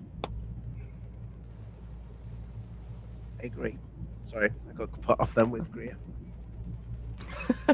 We're offering a service. We're offering a platform. We're offering an engagement. Greer's ready. He's on board. Why? You know, it's an open invitation. Let me tell you, maybe I could say I've reached out to a couple of the people, and I'm not going to name names, but I got some hostility for even bringing up the idea of it, which was kind of totally surprising. I didn't expect the hostility. Some people were, you know, more professional than others, but to get hostile, just to even bring up a fact, to have a discussion, when in fact they'll talk to anybody that promotes their narrative, their documentaries or whatever. But when it comes to a little bit of engagement with an opposing view, then the hostility comes forward. Well, that's true of life in general right now. Like when this was going on, there were people that I knew that are Republicans that I couldn't send anything that MSNBC said about UFOs because it's MSNBC. This would not listen to it. I live in New York City. There are people that are Democrats that would not listen to anything don't want to hear anything that Tucker Carlson has to say about UFOs, no matter how interesting it is, you know, and they're UFO people, you know, it's ridiculous and petty, you know, people need to engage. This is true. Tucker Carlson's not UFO people. Fox Pardon? is not UFO. Tucker Carlson's not UFO people. Yes, I'm talking about the people that I was sending it to. Okay, my bad. Sorry about that. Who what were I sending? meant. The fact that that there are people that are so politically entrenched, you know, right now, that you cannot talk about something that they care deeply about objectively, because you have to tailor your argument to their like weird ideas and beliefs. You know, like it's like walking on eggshells, really. It's a fractured community. It needs to come together. And again, it seems to me that the major media is controlling it. Again, like I said, all the actors are hired, the casting call's finished, and now it's up to us to, I guess, make our own counter narrative in a way that is not purposely just to go against what mainstream media says by any means. Blake, It's just we need the narrative is so controlled, and obviously you're saying it is controlled. We got to walk on eggshells every time we talk. It's so politicized. Why politicize UFOs? To me, it seems that, oh, if you voted for this president or you voted for this president, it seems like it's a straight, again, line in the sand of what you believe or not. When did UFOs become politicized? Blake, do you trust Fravor? TTSA. Blake, do you trust David Fravor? Do I trust David Fravor? Oh, Yeah, well, you know, we're working on our sequel, Countdown to Disclosure, and we've been talking to a lot of people, some people that are, you know, been involved with rockets, aerospace engineering, and then another guy that worked right there off the Nimitz. He's a retired naval officer, and he's friends of Fravor. From what my boy said about Fravor, and I'm going to take his word for it, is whatever Fravor's saying, he's 100% accurate. He's not like an actor. He witnessed something. So did Alex, his co-pilot or what have you. Yeah. I believe that they saw something for sure. Those guys are being used in a way. Did you hear in the overtime when they went back to the Nimitz and they're saying, hey, look, we saw these Tic Tacs that they're being laughed at on board the Nimitz. Yeah. Everybody was making jokes about them. Well, that shouldn't be a surprise. Yeah. It's bizarre to me that the military acts like we don't care. They care. They've been following this for all this time. They know exactly what's going on. That's what. See, if it were what it was, they wouldn't be laughing at them, because pretty much I think the higher ups know exactly what's going on. Otherwise, they wouldn't be laughing. They wouldn't be laughing at Fravor about his encounter with the Tic Tac. They'd be very, very. The ridicule was a control mechanism. That's always been a control mechanism, and that's in fact that's been the default control mechanism for this, and it worked great. I mean, they literally hid the stars from us by getting us not to look up. Graves said they saw them. Somebody would see a Tic Tac or something every day for 2 years. They saw basically. So why would they be laughing about it every time they came back? It doesn't make sense. Might be nervous. Right. Maybe like listen, there. Like, Yeah. I'll put it to you this way: when I was in college studying physics, people would give me shit for talking about UFOs openly. Every one of them, as an individual, though, would ask me for information. Or But that's not the military. That's the way it is. You're not in charge of protecting airspace, or you're not. That's you. It's a total different situation. So Not why are they really, no. laughing I at think these I'd people? scale up. Why would they laugh Scale at up. them? Why would they laugh at these guys? It might have been nervous laughter. Yeah, I think Honestly, you could. You know how many people saw a UFO and really don't want to talk about it, want nothing to do with it? Probably one of the big reasons why most reports don't go, most sightings go unreported. There's a huge, this is not for everyone, and it's going to be. That's going to cause real issues. Blake, Rich, and well, everybody on the panel here. I mean, why we can have it? Why do we actually need to choose a side with this? Do you think? Why do you think it's so important to choose a side? Well, he says, why is there a need to choose sides between Greer and Elizondo? I personally believe neither one of these guys have ufology's best interests in mind. Wow. Yeah, I don't think that's, I don't think it's implied that you have to choose a side. It's, it's same with any sort of decision. I look at the way of politics sometimes. You have these figures talking. Maybe you don't agree with everything they say, but who do you resonate more with? Who seems to make more sense? And then the, research that you would go into that individual and the claims that they make. So while I see exactly what you're saying, wreaking havoc, because it is very divided and the polarization is incredibly stark, and it does feel like you have to sit into one category or other. But truth of the matter is, you take what you want from what all these people are saying and you leave the rest. You don't necessarily have to choose a side. It's about what is being expressed that expresses the most truth for you and possibly for the collective. And can we go right? And can we go back to what the original argument is, because we haven't really touched on it much, did we? Yeah, that's a good call, Rich. That's a very good call. The thing is that the problem is the threat assessment, and what Greer believes and what Elizondo believes may be two different things. But isn't it that Greer said Elizondo told him, or his lawyer, that it isn't a threat and he knows it? What about that, what Greer's saying? He told his lawyer he knows that Elizondo told his lawyer he knows that these UAPs are not a threat, but yet he goes on TV saying that. Yeah, I don't know if that's it's weird. Yeah. Yeah, it's kind of unethical. I mean, that's his lawyer. But his lawyer said it. Didn't his lawyer say it too? That's odd in itself. There's a lot of oddities going on. Sheehan was on Dr. Greer's last documentary. They were participating. I was just about to say that, Blake. Yes, but go on. And then all of a sudden, that's why I'm saying Greer, when he made his statement, is because of the 60 Minutes drop and this mass amount of eyeballs on this subject matter with this narrative that's going on. And all these people are, going with this narrative, and Greer's like drawing the line. And again, Sheehan was collaborating with Greer at one time. Something's going on, obviously. And, I think within a month, we're going to see some cool things. We're going to get some really good videos. We're going to get more testimony. And I got a feeling we're going to get a bigger picture coming up in this countdown. Yeah, we got days, next couple of days, going to be very interesting. There's going to be videos dropping in the next few days, I've heard. God, I hope so. There is. Okay, so videos, Blake, videos, what do you think we're going to get? Do you think we're just going to get more kind of gimbal footage or FLIR footage? I hope we're done with this grainy footage. Like, there's this, that footage of this thing that splash down. First off, we didn't see any splashes. Whatever it was grainy as all heck. I have footage that I was just looking at from years ago, the exact same thing, going into the water, And in my opinion, I think I know what it is. I might do a report on it tonight. And it's in broad daylight. It's super clear. Oh, wait a second. It's not from the military. Forget it. Nobody needs to look at it. I'm not going to take videos from the public anymore because they don't care. Nobody cares about them anymore.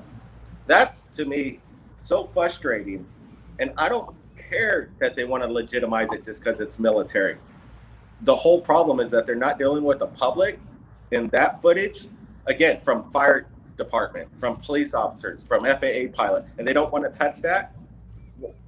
Osvaldo, why wouldn't they touch any of the public stuff? Why? Because honestly, they want control over this. Why would they want control over it? What's a conspiracy of control? There shouldn't be any control over anything. Yeah, I didn't say that that they should have control. I'm saying that they want control, and this is true of everything in the media, social media and otherwise. They have been clamping, and you know this. They've been clamping down, for years and years and years, and it's not going to get easier. It's probably going to get much worse, and in new ways. And this might be one of these new ways. Again, there's going to be a lot of weird stuff rolling out, and there's going to be a lot of strange. I just think it'd be refreshing if this panel was replaced by Greer in the middle of it, Nick Pope on the left, on the right, Jeremy Corbell, on the bottom, Luis Elizondo, and it would be great viewing. It'd be awesome. Great viewing. And who knows? Hey, we're getting things accomplished. We're hearing each other's sides' viewpoints. I'd like to add somebody to that panel. Let's add Mick West to that panel as well. I'd like to add Bob Lazar to it. Let's add Joe Rogan as well. Why not? All right, I'll just get everybody on. Big stream yard can hold 10. Hey, Michael just Sala quickly. Michael Sala is ready to come on. Michael Sala and Greer, they have their interesting viewpoints. Greer doesn't agree with some of Michael Sala's points on things.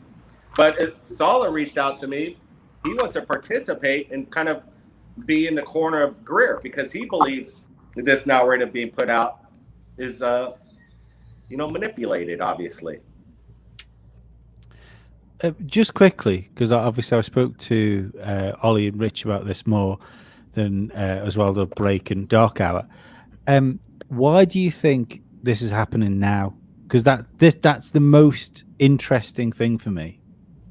Because without mentioning anything that's happened without mentioning things that get people demonetized, it feels like the worst time that this could possibly happen. And so there has to be a reason for right now. I see it just the opposite way, honestly. I think you can look at this from many different angles. I think this is probably the most opportune time wherein, we've all had this big respite in certain ways from regular routine over the, time that it has been, where we possibly were forced to introvert to some extent and introspect.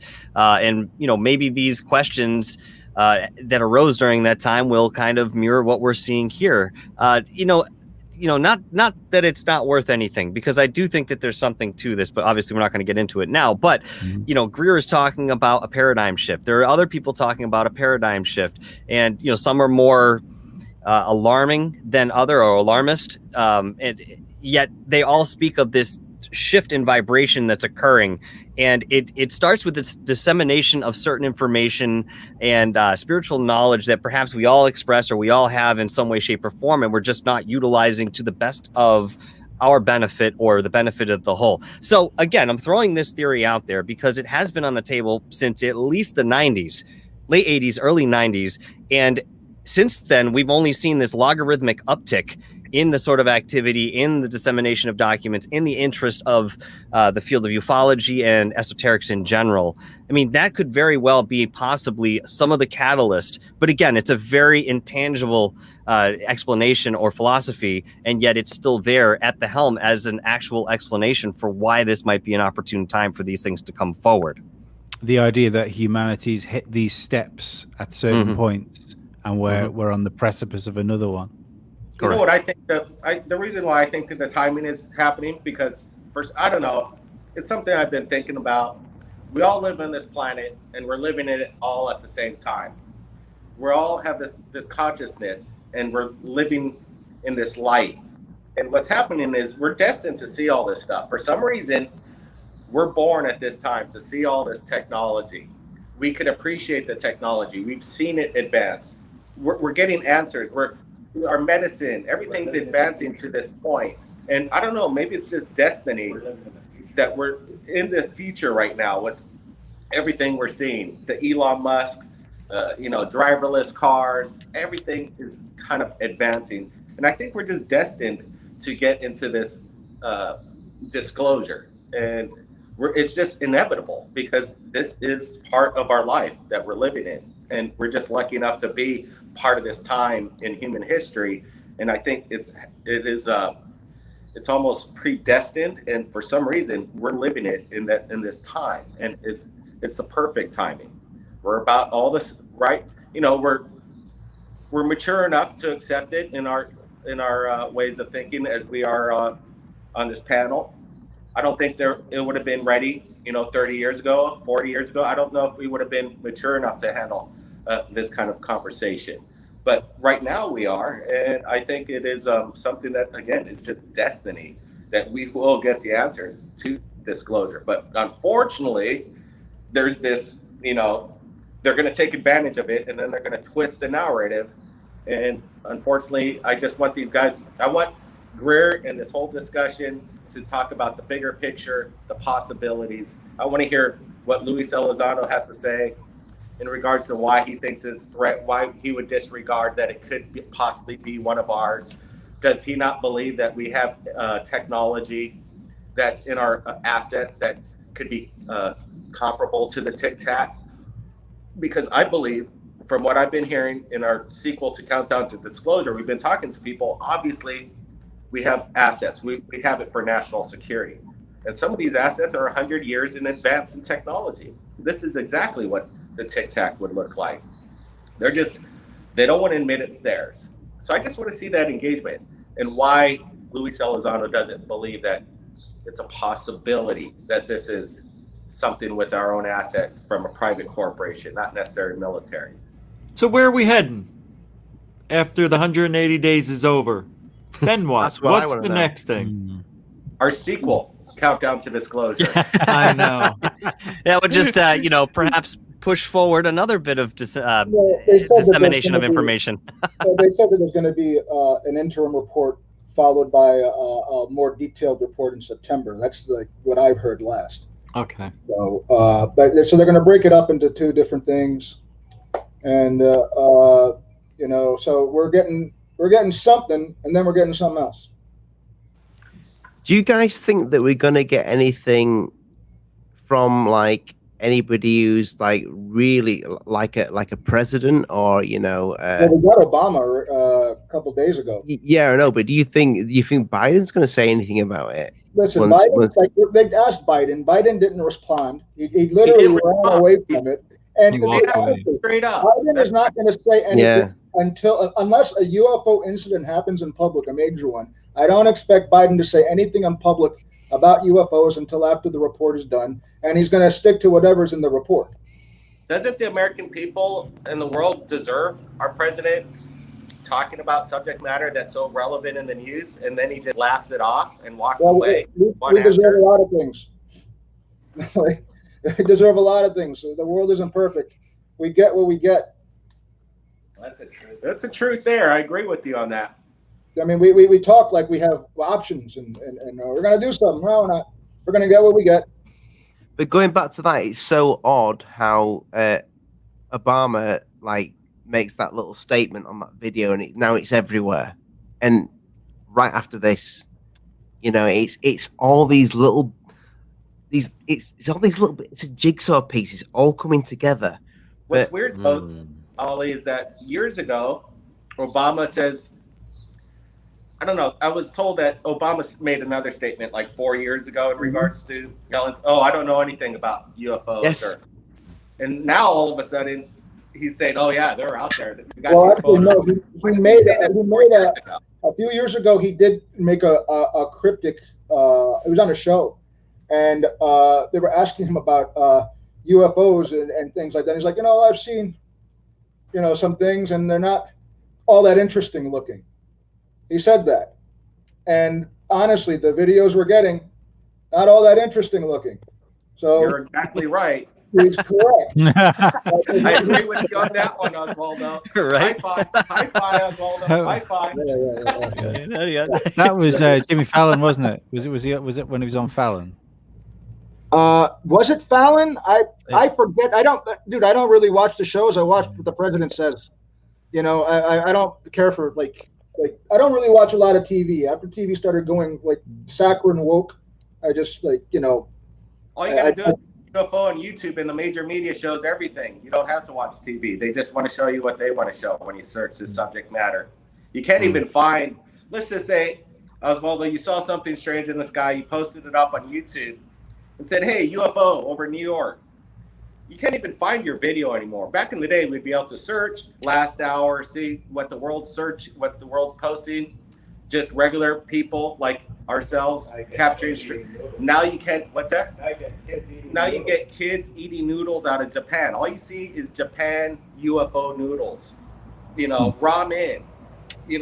What's up with this search algorithm? All those type of videos, Blake, them other videos on YouTube where they go, hey, and they just, they make them little noises like, No, that's something else. What the hell is that called? I forget. What's it called? That's something else. ASMR. I definitely forget what it's called. it every night to go to sleep. That's YouTube's full of that. But so, I mean, going back to the UFOs rather than the ASMR, but I spoke to my dad the other night about this, and I said, Dad, something may come of this, because my dad actually got me into UFOs. My dad was in the Merchant Navy. I don't know if you guys have heard me speak about this on the channel before, but my dad in the 1980s saw something shot straight over the ship from one end of the horizon to the other. I keep hearing a phone. At speeds he said he couldn't comprehend, and they had to call it in. And that's not the Royal Navy. That's the Merchant Navy, and they called it in. He was probably drunk at the time when he called it in as well, because he used to drink. But the guys all saw this thing, like a light, literally shoot straight over with no noise when they were all on deck.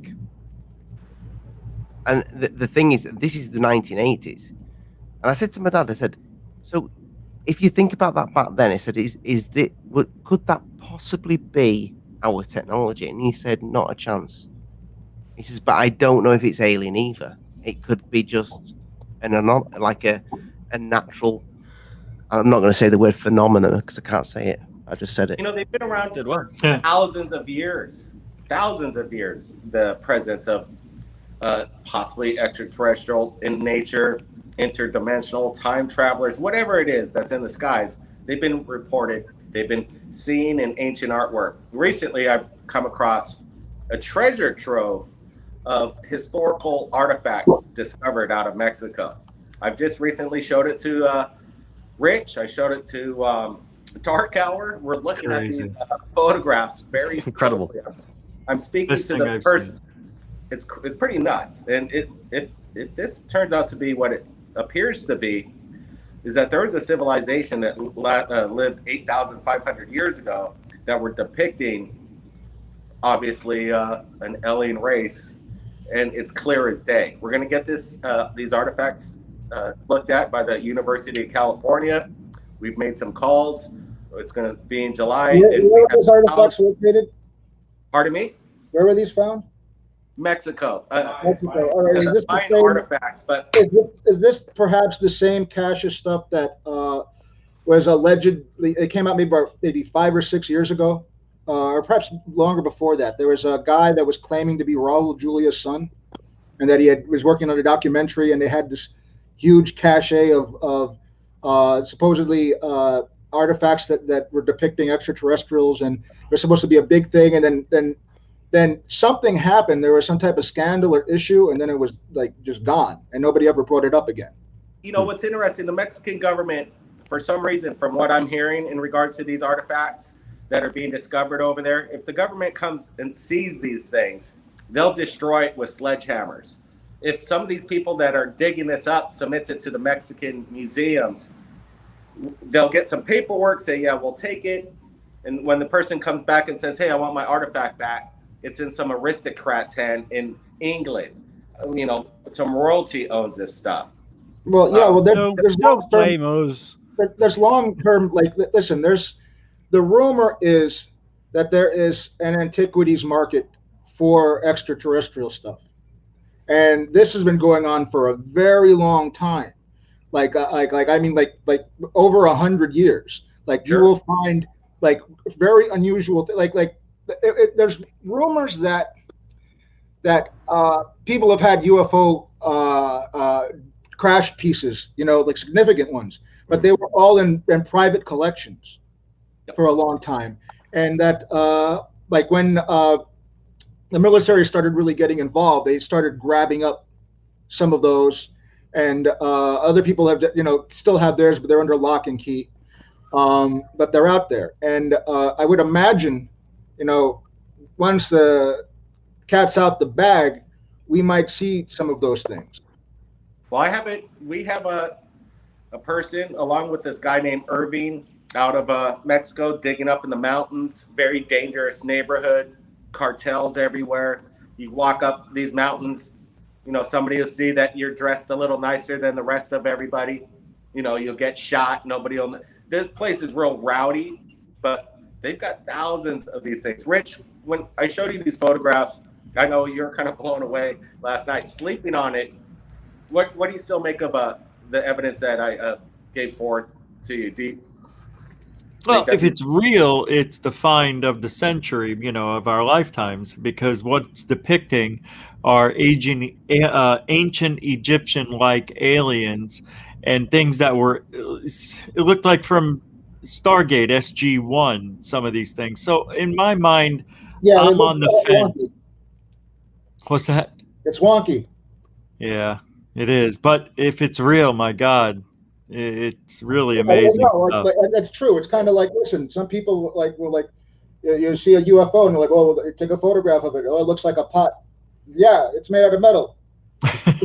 they do kind of like pots, giant pots. I'm gonna pull up one of these photographs of the artifact. And Yeah. like I said, there's thousands of them, but these are like it's art, it's imagery, art that isn't something that you can misconstrue as something like some of the Egyptian hieroglyphs where we see the helicopter, the flying saucer.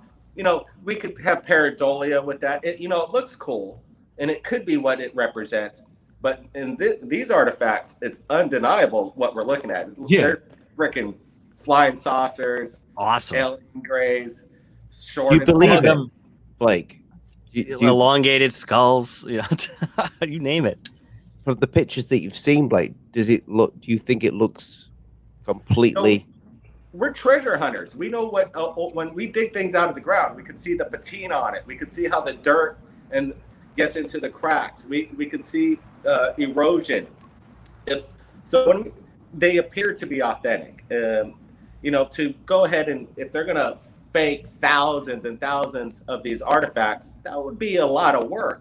These guys aren't doing that. They're telling me they're digging them out of the ground. These are actually being dug. They're not being manufactured. And I'm. Are you happy? Are you happy looking at them that they're physical objects and not sort of like Blender creations? No. These are artifacts. And again, why would they want to get them studied? Why would they want to get them dated? Why would they want them to get to university? Why they want to debunk themselves? No, they want to actually prove this is what they're finding.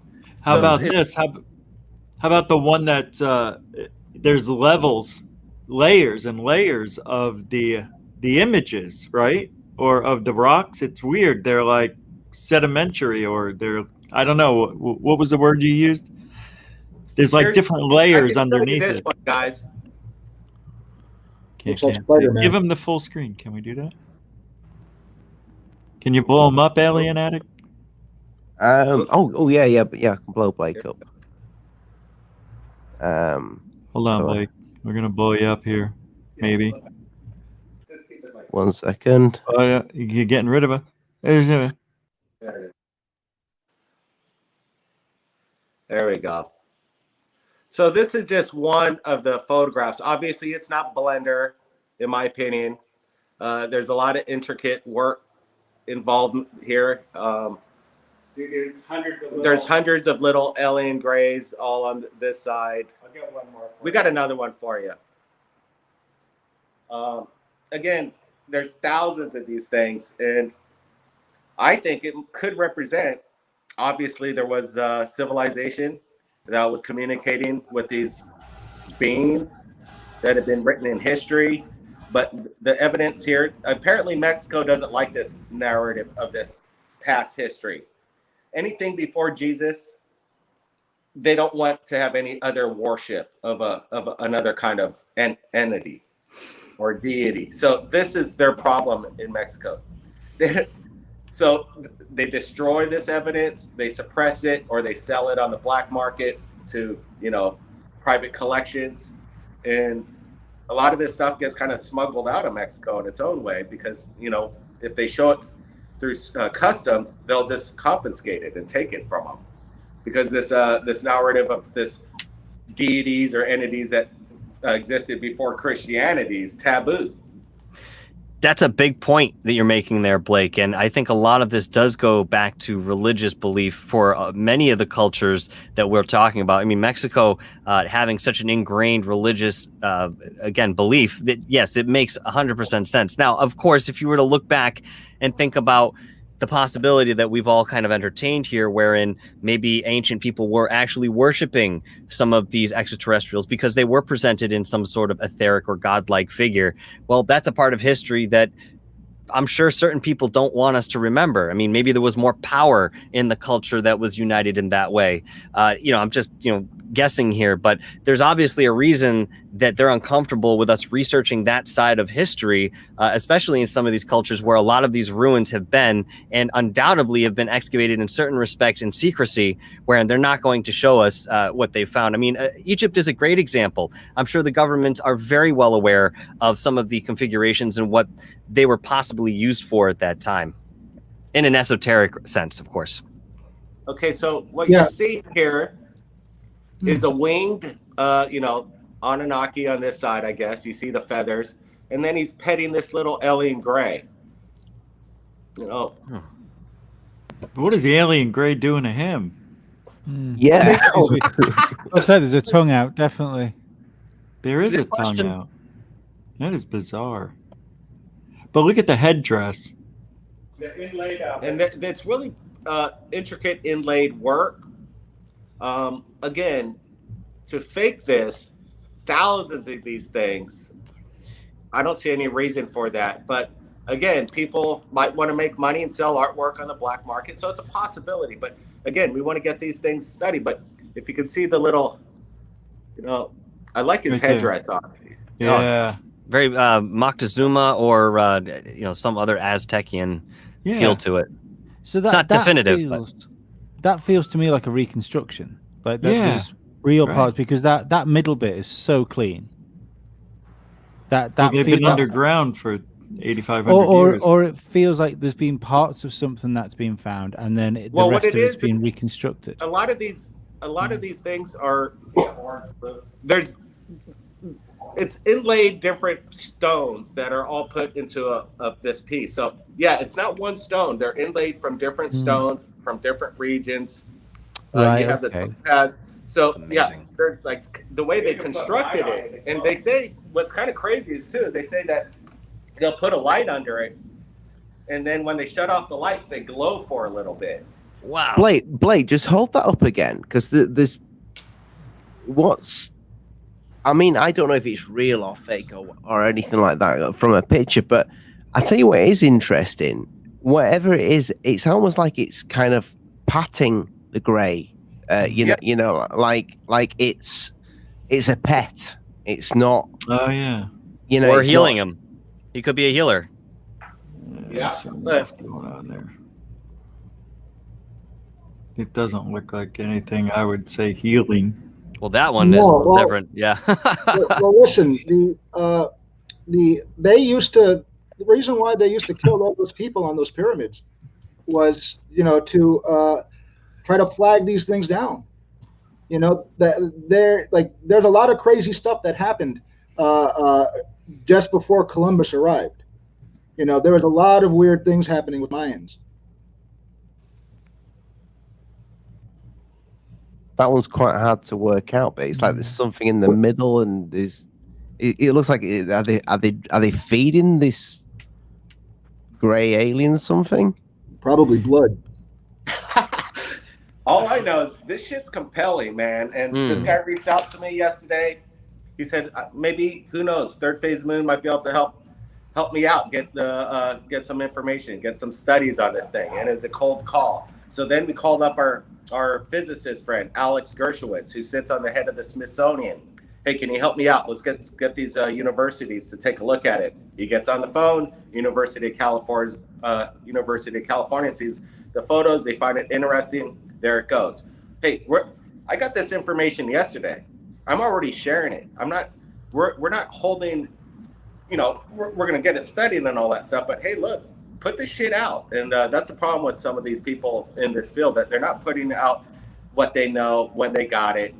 The world's not going to panic. Let's see what I expect to see. Let's just see some clear evidence. I want to see the FAA pilot flanking the Tic Tac within 50 feet, and they have the super clear video shot, HD, 4K. Give it to us.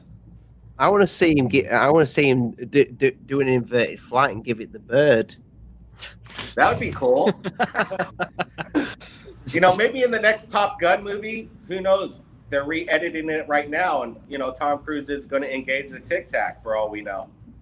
Now that would be something. That'd be kind of cool. So, going a bit back to to Greer's past with TTSA, and kind of like this, there's always been this bit of a war going on, and I have mentioned this a few times on the show. I did a video about it where. And I know you're not a fan of the, and is it I can't pronounce it, Anakana? Yeah, the little guy. So I did a video a while back actually defending Greer. And this is when TTSA were really big. And what happened was that Gary Nolan, that was doing the research on the Anakana Chilean alien thing, he took that to TTSA, and TTSA then put a big debunk out on it and said that this is nothing more than a fetus with like crazy like anomalies that had happened at birth. So many things had happened to this thing at birth, and that's the reason why it was like it is.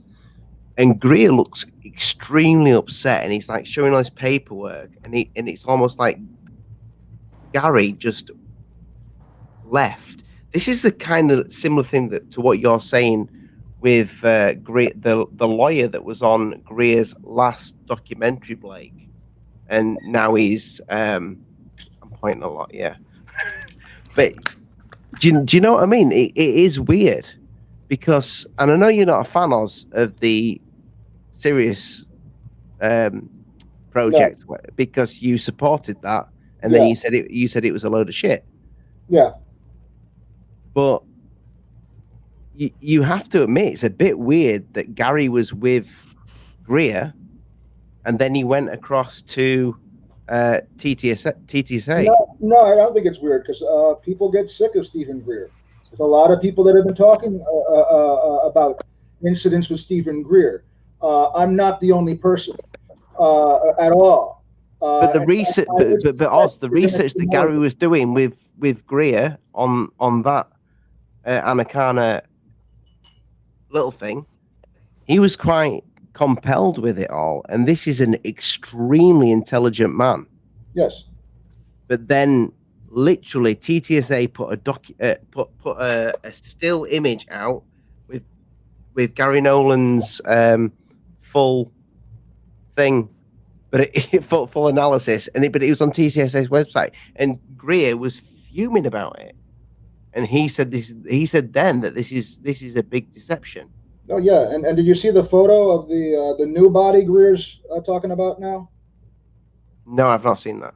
Yeah, it's like if I were him, I would stay away from that because it doesn't look like much of anything. either. Yeah, I agree. That photograph of the alien that's being interdimensional or in and out, it's yes, it's seen that. trash. It's trash. I thought you meant a new body. No, I mean a new. Yeah, well, he doesn't have the body. He has an image of a supposed alien body that's being autopsied. That's supposedly from the 1920s, and you can't. It looks like a mangled body. It doesn't look. There's nothing about it that's particularly extraterrestrial, or intriguing, at all. Do we have that? I haven't seen that. I have it somewhere. I didn't really pay too much attention to it because it was like, really, like it's another weird, less than, again, man, Greer gave it all, I think, back in 2000, and doesn't have a whole lot more going on than that, because it's been nothing but misses. And like, honestly, like he would, I remember when people would say, oh, you go to the CE5s, you give him $5,000, and he shows you a special stuff that he doesn't release. All that stuff was in, like, these documentaries that he's put out, and it's not that great. It's not all that interesting. It was made to be bigger than it actually, really was. I mean, we've all seen that now. Those things that he shows in those documentaries were the things that you used to have to go to one of Greer's camping trips to see, and it's not worth it. Oz, is there anything about you that kind of thinks that maybe Greer, he has made a few mistakes, but yeah, with the statement that he came out, do you not think that he's being genuine and he is concerned? No, I don't. I think Stephen Greer plays a game that promotes Stephen Greer. Stephen Greer, to me, is very egotistical and odd. Like, really, like, odd. And it's not just me. There's a lot of a lot of people are coming forward. I know Lee doesn't believe me, but give it some time. You might be forced to, because again, I'm not the only guy with odd stories about interactions with Stephen Greer, like unnecessarily odd. I'm not. It's not. I don't believe. I believe you had an odd interaction with him, but I don't believe that an odd interaction would make Stephen Greer think you were like Secret Service. Yeah, I don't know. There's nothing about me, especially then, that was like, and I've never been in the military. Family's not in the military. Oh no, I have some uncles in the military, but I don't speak to my family. But sometimes, like, you get someone like that is speaking to people every day. That, I mean, let's be perfectly honest. If you're involved in this field, you're going to speak to some fucking crazy people. So these people are going to come up to you, and you're going to get tired of people coming up to you all the time. So maybe you just caught him on like his 150th person that wanted to show them a spot on their arm. Listen, I was a big Greer head as a kid. Oh, let me tell you this, Osvaldo. Hey, when I speak to Dr. Greer back years ago, working on Countdown to Disclosure, there are moments where he comes across as, like you say, he kind of blows up.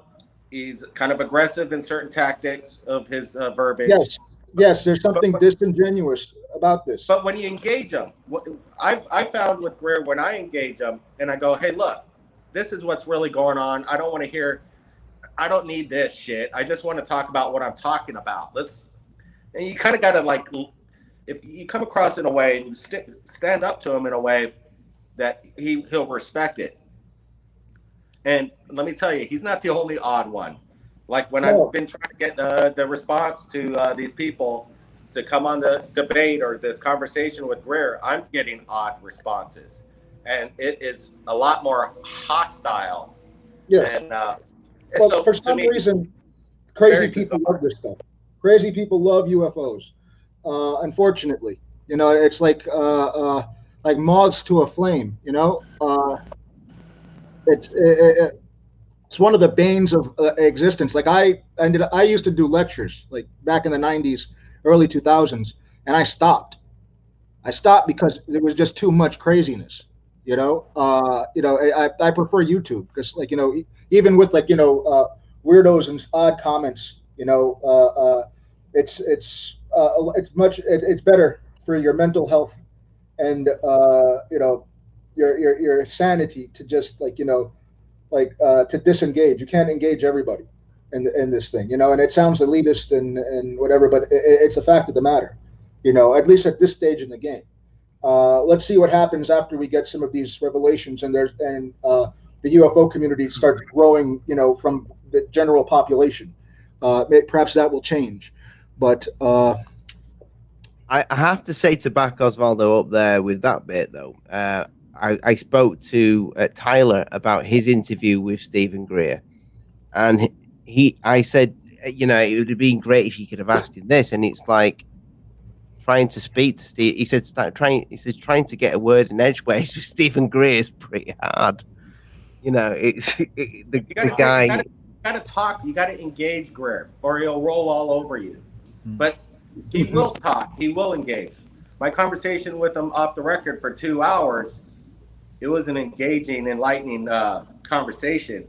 And the information that he was coming out with wasn't for show. It was for conversation. Why the hell would he talk to me for 2 hours? I think it's 4 o'clock in the morning his time, just to bullshit me.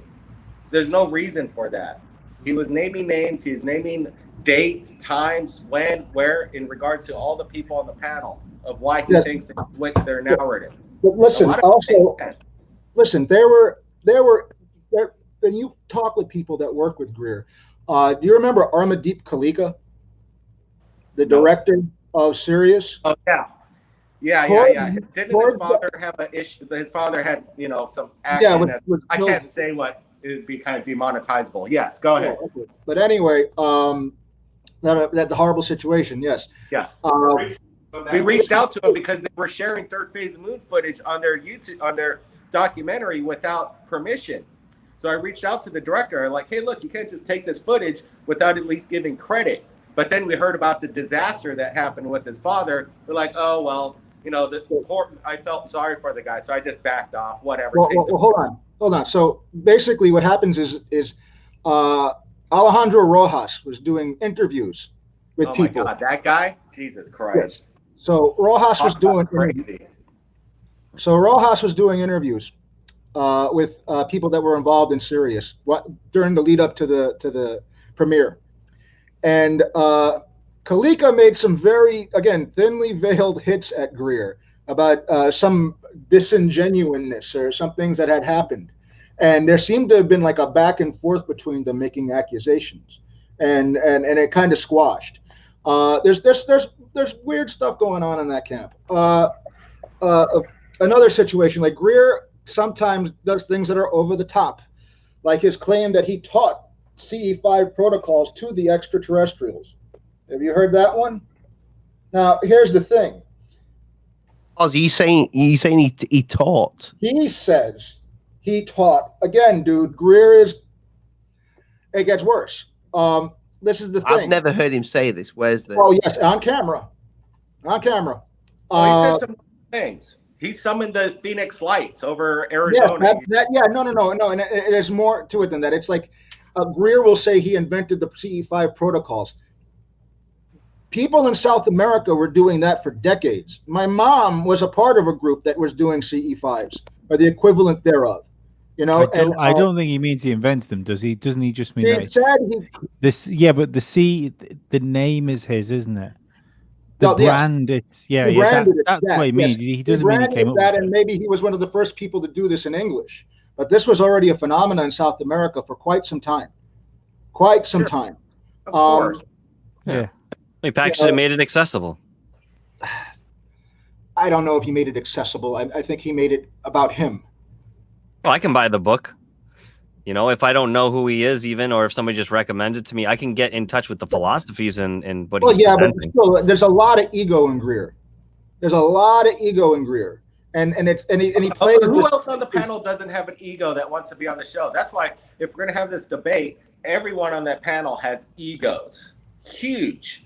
So they shouldn't have a problem to have a clash of egos and be men and just talk.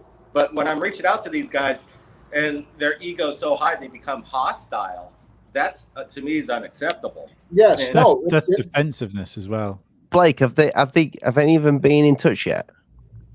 Yes, absolutely. Are they interested? I can't say at the moment. We'll see what happens in 2 weeks, because when we get Greer, we're going to be live. We're going to still say, hey, look, we're going to reach out to the panel. We're live. Are you in? Let's do this. If you're not, hey, well, everybody's going to know you didn't show up to the debate. What does that show you? To me, it says a lot.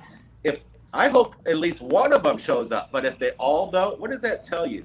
That they can't even engage with a man that's been in this field doing this disclosure of movement for over 30 years, and they can't even engage with the guy because he's a CE5 kind of guy, or he believes in the Atacama. He's done a lot. Like there's Democrats that don't talk to Republicans. Republicans don't want to talk to Democrats. It's the same thing. I talk to Democrats all the time. A lot of my friends here in Hawaii, it's a liberal state. Yeah. But hey, we engage, and it's fine. Why not? I don't know why you say they shouldn't or wouldn't do more. Greer has more to gain than Luis, or Nick Pope Greer does more have to more to gain. gain than Luis. Why would Greer, I think Greer's on the fence. I really do. I think that things are going to really change in this field in the next little while. And I don't think a lot of people are going to make it through. I think there's a lot of guys that are just going to go away, and new players are going to start showing up, and we're already seeing new players. Yeah, but see, even if Elizondo were to shut Greer down in a conversation, that wouldn't behoove Greer in any sense. In fact, that would be probably pretty detrimental if he was shown up in certain ways. Both people have strong arguments on their side. Let's see them come together. I think that's something feasible. Greer will spin it. Greer will spin. Aha! You see, they attacked me. It's like, I would just give him the opportunity to do that, though, and show us that that's what he'll do. After this show, I'm going to be sending this link directly to Greer. Say, hey, look, we just had a discussion on the debate. See if he watches it. He's watching. My question to Greer then would be: Can he show us the evidence that Lou is,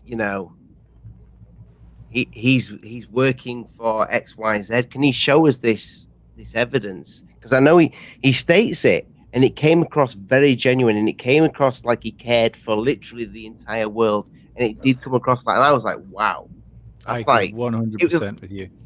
It was like Greer was Jerry Maguire, in the film where he just stood up and fought for himself. That's what it looked like to me. But I want to see the evidence, that he has against Lou. He has against these people. I mean, I know it's a bit complicated when you kind of like. What's up? Let me ask this question. It's kind of the elephant in the room in regards to all these videos that we're seeing. The only one we see at the end is the splash down, whatever. Hey, at least we saw the end of that video. Why aren't we seeing all the footage of the Tic Tac, the gimbal? Did the camera shut off mysteriously? They've stated that there's certain things that were edited out because they show certain capabilities that should remain classified, which is justifiable. So that, and the thing is, honestly, we are in a new paradigm. We're just starting to get stuff from the government. This is probably how things are going. I don't understand what you're saying. So they showed us more of the video of the gimbal, boop, boop, oh, it's rotating, and then it goes, pew. That's national security, or I don't understand. Some of our capabilities, our optical capabilities, they're trying to protect. They don't necessarily want everybody to know exactly what we're capable of viewing. Show the end of that footage then. Of that camera. Why would they? It's frustrating. Why don't they just put out the entire? I don't understand. You're saying we don't want them to see our optical capabilities of filming this, but they already showed us optical capabilities. They showed us some things. We only saw what they showed us. We don't know what the rest was. Remember, they saw. It might reveal exactly what it is, but they're editing it. Well, here's another thing too, like the idea that these things cost $1 trillion to make, and yet there's a fleet of them. It's That's right. and that they've seen them. That's a bit problematic. Honestly, if these things are so prohibitively costly to make, and we're seeing that our pilots are seeing them every day for years, you know, I doubt it's the same one being repeatedly used over and over again, you know, and especially when they're being shown in squadrons. So this is that there might be problems with that theory. Blake, did you speak to Dr. Greer about the? And I'm going to call him Dr. Greer because we keep calling him Greer, and he is a doctor. Did you speak to him about the footage? You know, the 5 pieces that we have now. I'm going to say the 5 because that's the 5 that stand out. You know, the 5 pieces, the you know, the FLIR, the go fast. Yeah, you know, I didn't talk to Greer specifically about the videos themselves. I don't know if he has an opinion. What does he think? You don't know. You don't know what well, he has. Thinks that they're ours, and there's no ET involvement whatsoever, and it's one of ours. That's it. That's all he wants them. Aliens are not a threat, in my opinion. Otherwise, they would have threatened us a long time ago. This is just technology that's within our assets. It's going to come out. They got to figure out how they're going to trickle it in. What we're going to do is we're going to make a lot of money. The military is going to make a lot of money to defend against this supposed threat, Tic Tac, and we're going to match its technology somehow or another. Because oh wow, we got to defend it, so we're going to have to put trillions of dollars into craft that could defend against this, and give a reason why they're dropping this kind of money. It's pretty basic. But Dr. Greer is saying that we're possibly going to be a threat to them. Once we get in space, they're going to try and take them out. That's how it comes across. What he's saying. Am I right? Am I wrong by how he's putting that across? And in my mind, if they've been here for thousands and thousands of years, then you know that they're way ahead of anything that we could possibly do to harm them. You know, how are we going to take them out? We don't want to try and take them out. But that's, unfortunately, it seems that that's where we're going, is to create a larger military to defend against a threat that's unknown. And basically we know exactly what it is. We're going after people in caves in Afghanistan, saying there's a big threat. Now we got this aerial phenomenon. It's just positioning into the military to create more money in regards to defense. And hey, that's their business. It's probably they're required, like a corporation, to make money. That's their job. So, you know, why not have this technology zooming around and go, oh my God, we don't know what it is. Now we got to make a song about it. Huh? Should we make a song about this for our next album? You aliens are not a threat. Come on. Dark Hour, sing it. Dark Hour, give me the guitar. Let's rock here. Let's go right now. Come on. Brent, I want to hear the backups on that. Lee, get your drums out. Hey, there you go. Blake, if you ever need 2 drummers, must see Audio Lee. He's an excellent drummer. Oh, yeah? Thank you. Lee can drum? Thank you. Yeah, I play drums. Maybe we could throw you some music. We need some percussion on a track that we're working on. We can see what you got. You in for that? Absolutely. Yeah, if you want to send it over, I can have a listen to it. I can put something to it. Hell yeah. Definitely. Let's do it, Hell man. yeah, That's man. Awesome. Right. Cool. Yeah. Good thing. Well, give me your email and I'll send you a track that we're working on, and we'd like to get some percussion on it. See what you can cool. do. It'd be awesome. No, that'd be awesome. Am I okay to send Lee your email, Blake? Absolutely. Yeah, cool. Yeah, cool.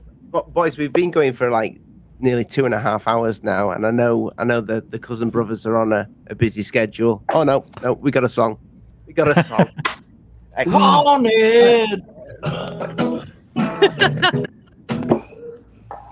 Lou in a fight. Huh? Go ahead, Mike. It's all the same. Only that Lou is changed. Greer's the same. He's always making it up as he goes.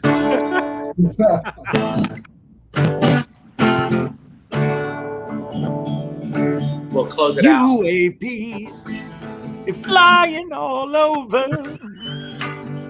They are a threat.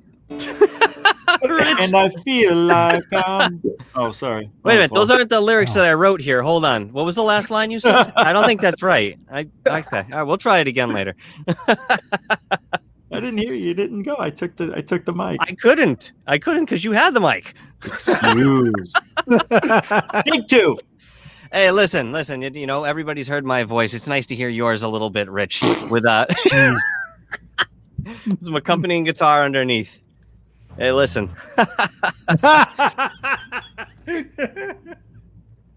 Well, I think that was a good show, guys. I'm going to have to get going. I got some things I'm working on.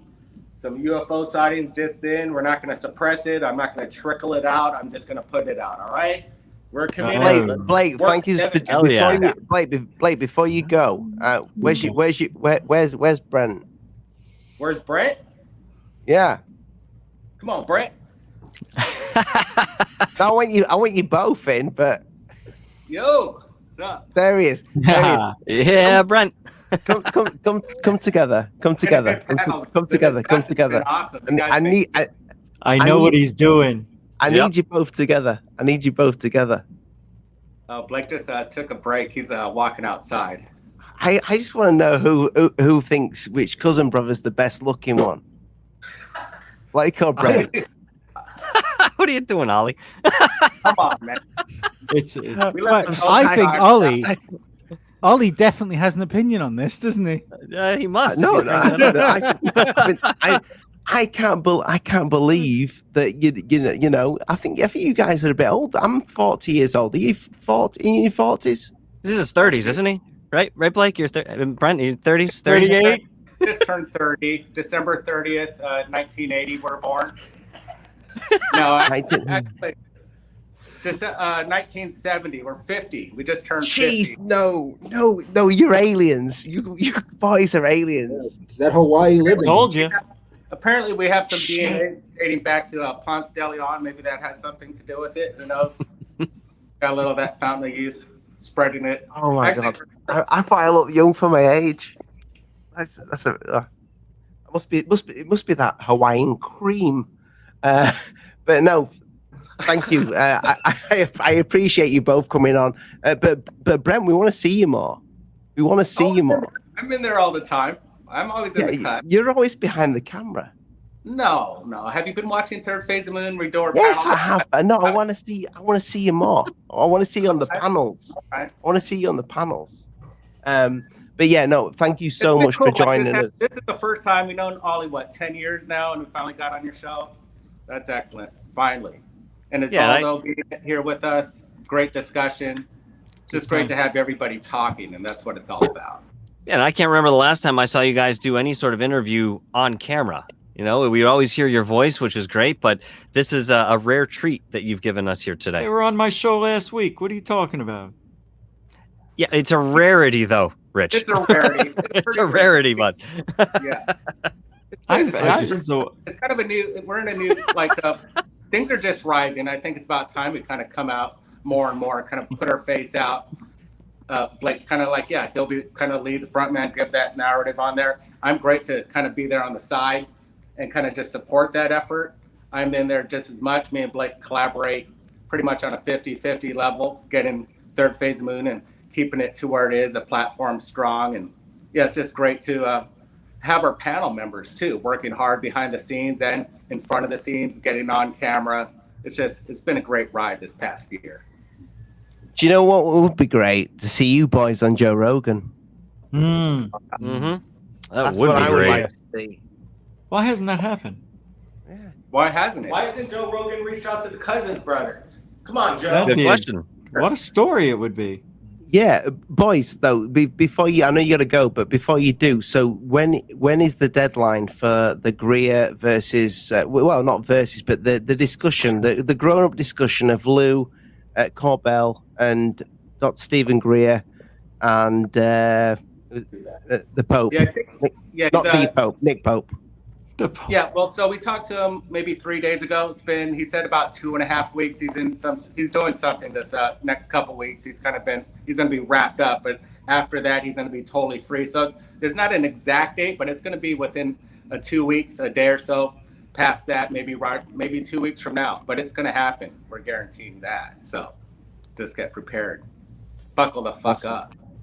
Is Sala coming on too, right? That's it, Brent. And Sala? I think that's the first time I've heard one of the Dozen Brothers swear. Gotta be a first time. We're interviewing Michael Sala next week. We got a great shoot with him. We're going to be on location. He's got some new info. Sounds like there's some disturbing things behind the scenes, and that'll be executed in our new doco. And then Greer's invited us to meet with him in Washington. So when we're doing our road trip across America, we're going to our state capital with Dr. Greer. It's gonna be awesome. I can't wait. Our boys Rick and GUFON are going to be jumping with us on that adventure too as well. So we can't wait for that. Finally going to hang out in person. Hell yeah. Proper road trip. Can't come quick enough. Let me tell you, it feels like ages between now and that point, but man, am I looking forward to that. Yeah, it'll be before you know it. You're right. So, Rich, have you got a show tonight coming up? Yeah, 10 Eastern, 7 Pacific. Yeah, we got a show coming up tonight. We got some new evidence. Probably what was the new thing that came in? What did we get, Blake? Oh, just the it's always coming stuff. Strange things in the skies. All right, boys. Good talking to you. Great panel. Great discussion. Great people in the chat, too. Everybody hit that thumbs up. Subscribe to Alien Addict. He rocks. He nailed this discussion today, bringing us all together. Good job. Thank you, boys. Thank you for joining us. Appreciate it. You know it. See you guys. Keep your eyes on the skies, everybody. Good seeing everybody. Thank you, guys. Good time. Good show. Cheers. And I do have to run off myself because I'm on Black Lotus in about a half an hour. I have a quick bite to eat and then pop onto that show. But I want to thank you, Alien Addict, and of course, Rich and Lee and Osvaldo. Thank you very much. This was actually a very, very cool show. Of course, thank you, Third Phase of Moon. But, this is really cool. I mean, I've talked to you once before, Osvaldo, and we do all have a tendency to get a little high in the emotion. I felt that today was a very grounded discussion, based on what the topic was. We didn't stray off too much. And I just want to thank everybody here for participating. And of course, Ali for inviting me on to be a part of it. Thank you so much, guys. So where are you going on? Black Lotus? Yes, Black Lotus Productions is on in a half an hour here. We have somebody, I can't remember her name, but we're going to be discussing the idea that you can trap ghosts, or that ghosts can be trapped in one way, shape, or form. Yeah, like Ghostbusters. Oddly enough, Rich, I mean, there is something reminiscent there, but this is a fairly new theory to me, wherein you can, without any sort of electromagnetic field, capture a spirit in some sort of physical space. So yeah, I'll have some questions for her, and it should be a very interesting discussion, given, again, that this isn't necessarily a topic that comes up all the time. Ask her if they use a Faraday cage. Seriously, because there was a group that out in the South, I think it was Georgia, they used to go around trying to capture ghosts and never caught any, capture spirits or entities. They'd open up the box, or, they'd try to test to see if there was a signal in there. That'd be a good show. I am familiar, actually, with that, and there were a handful of groups that were trying to do that. In fact, one was walking around saying that they had eradicated or trapped the ghost from a property, doing like home calls, right, out of charity. And then, of course, they'd exit the property. The complaint would come in sometime later that, no, this particular entity is still here. Now, a few of those added up, and, of course, they disseminated as a result. But I mean, it's just an interesting concept. And thank you. Yeah, I'll ask her about the Faraday cage. I definitely will. Oh, well, I'll be listening. Yeah, I'll be listening. And Rich, you were saying you're about to do a show in how long? 2.5 hours. 2.5 hours. Yeah. What we got for tonight? Some sightings and just general talk about this show and other things. Yeah, it's a Sunday show, so everything goes. Twitter, we're going to talk about what's going on in the Twitter world in ufology, and some emails, some cool sightings that the general public sent me, so that'll be fun to go over. Well, if you want to play this show, make sure you kind of watch a little bit of it so it kind of saves and you think otherwise it won't be there because YouTube won't put it up till probably Oh, that's right. Got it in your 9 history, hours. Rich. You're good.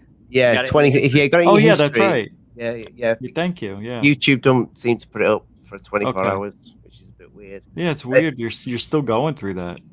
Yeah. Well, no, it depends what we talk about. I find if I talk about ghosts. So when I get Jeff Young on and we're talking about ghost tech and ghost stuff, it uploads straight away. It's weird. Get it? That is weird. Hey, it's got to be something to do with the UFOs. Well, thanks for allowing me to use it. Yeah, it'd be cool. And some Mars anomalies we'll be doing too. And Osvaldo Franco, the channel, it is coming. Yeah, But not yet. This week we'll go. Sweet. Or high water. So I will. What's it called? The Disclosure Revolution. That's a good name. It's Really good name. Best of luck, bro. Yeah, we'll definitely help you out. We'll definitely support you, mate. Yeah, support you. Yeah. And Lee, Hi. Lee, come on. Give the news. Give the news to the people. Well, obviously, I'm going to keep doing Musty Audio podcast, but I always, like, whenever we do these sort of panel things, I come away with more and more and think about it more afterwards and change my opinions and stuff. So I'm going to do like a video thing next week, probably up by the weekend, and just digest what we've done for the last 2.5 hours, and then maybe put like a short half-hour recap up on my YouTube channel. And yeah, probably disagree with everything else I've said because you guys know more than I do. Oh, and there'll also be a third phase UFO report going up today. Oh, very nice. Yeah. Very nice. Oh, it's a good Absolutely one. grand. It's all right. It sucks, actually. All right, I must be on my way. Thank you once again, guys. I appreciate you. too. Got to go and get ready. Great to meet you, for the man. show. Yeah, likewise, brother. We'll be talking. Yeah. I'm ending the show now anyway, boys. So. All right. All right, guys. Have a good one. No See you later, worries. Michael. Thank you. See you, Rich. Osvaldo, Lee. Right, guys. What a show there. What a great show. I want to thank everybody in the chat, all the people that have shared the link out. It's been great for the views tonight. If you're still there, share the hell out of it. Get it shared out. Get it pushed out. Push the agenda this way or that way. I don't know where to go. I'll be honest with you. But I want to thank you, each and every one of you in the chat tonight. You've been brilliant. You've been super respectful. To all the super chatters as well. My moderators, beautiful. I don't know how many of you were there tonight. It's hard to keep an eye on the chat when you've got so many people on screen. I struggle if I've got one person on screen because I'm always engaged with the person that's there. But the times we live in right now are absolutely bonkers. And all I'll say to each and every one of you, whatever happens, just remember, yeah, I'm there for you. And I'll say how is it. I'll say it as I see it. If I think there's something a little bit, I'll sniff it out and I'll tell you. So yeah, stay an addict. No, that's not work. Become an addict. No, I can't say that either. I'm just going to stick with good night, God bless, and mind the bugs don't bite because that's always worked for me. But yeah, guys, I love you all to pieces. If you want to support the channel, check out the Patreon page. Best support you could possibly give, and I've just been having a discussion with Lee with this before. The best thing you can do for a YouTube, if you love them to pieces, is to share it out on social media because that'll grow our platform, and that's what we want. Also, guys, you wanna wear something that's going to give you powers. It's going to give you superpowers. Check out my merch. These are hand done designs from Alien Addict. We have the classic logo, and we've got all sorts. We've got hoodies, we've got tops, we've got vests. You name it, we've got it. And we've got some. You can have a glass of wine in a metal cup. I wouldn't recommend that, but water, definitely water in there. Coca-Cola, that works. But yeah, guys, that's me. I've plugged the merch. I only do that because my wife tells me I have to. She said, if you want to keep doing this hobby, you're going to need to actually show that it's doing the family good.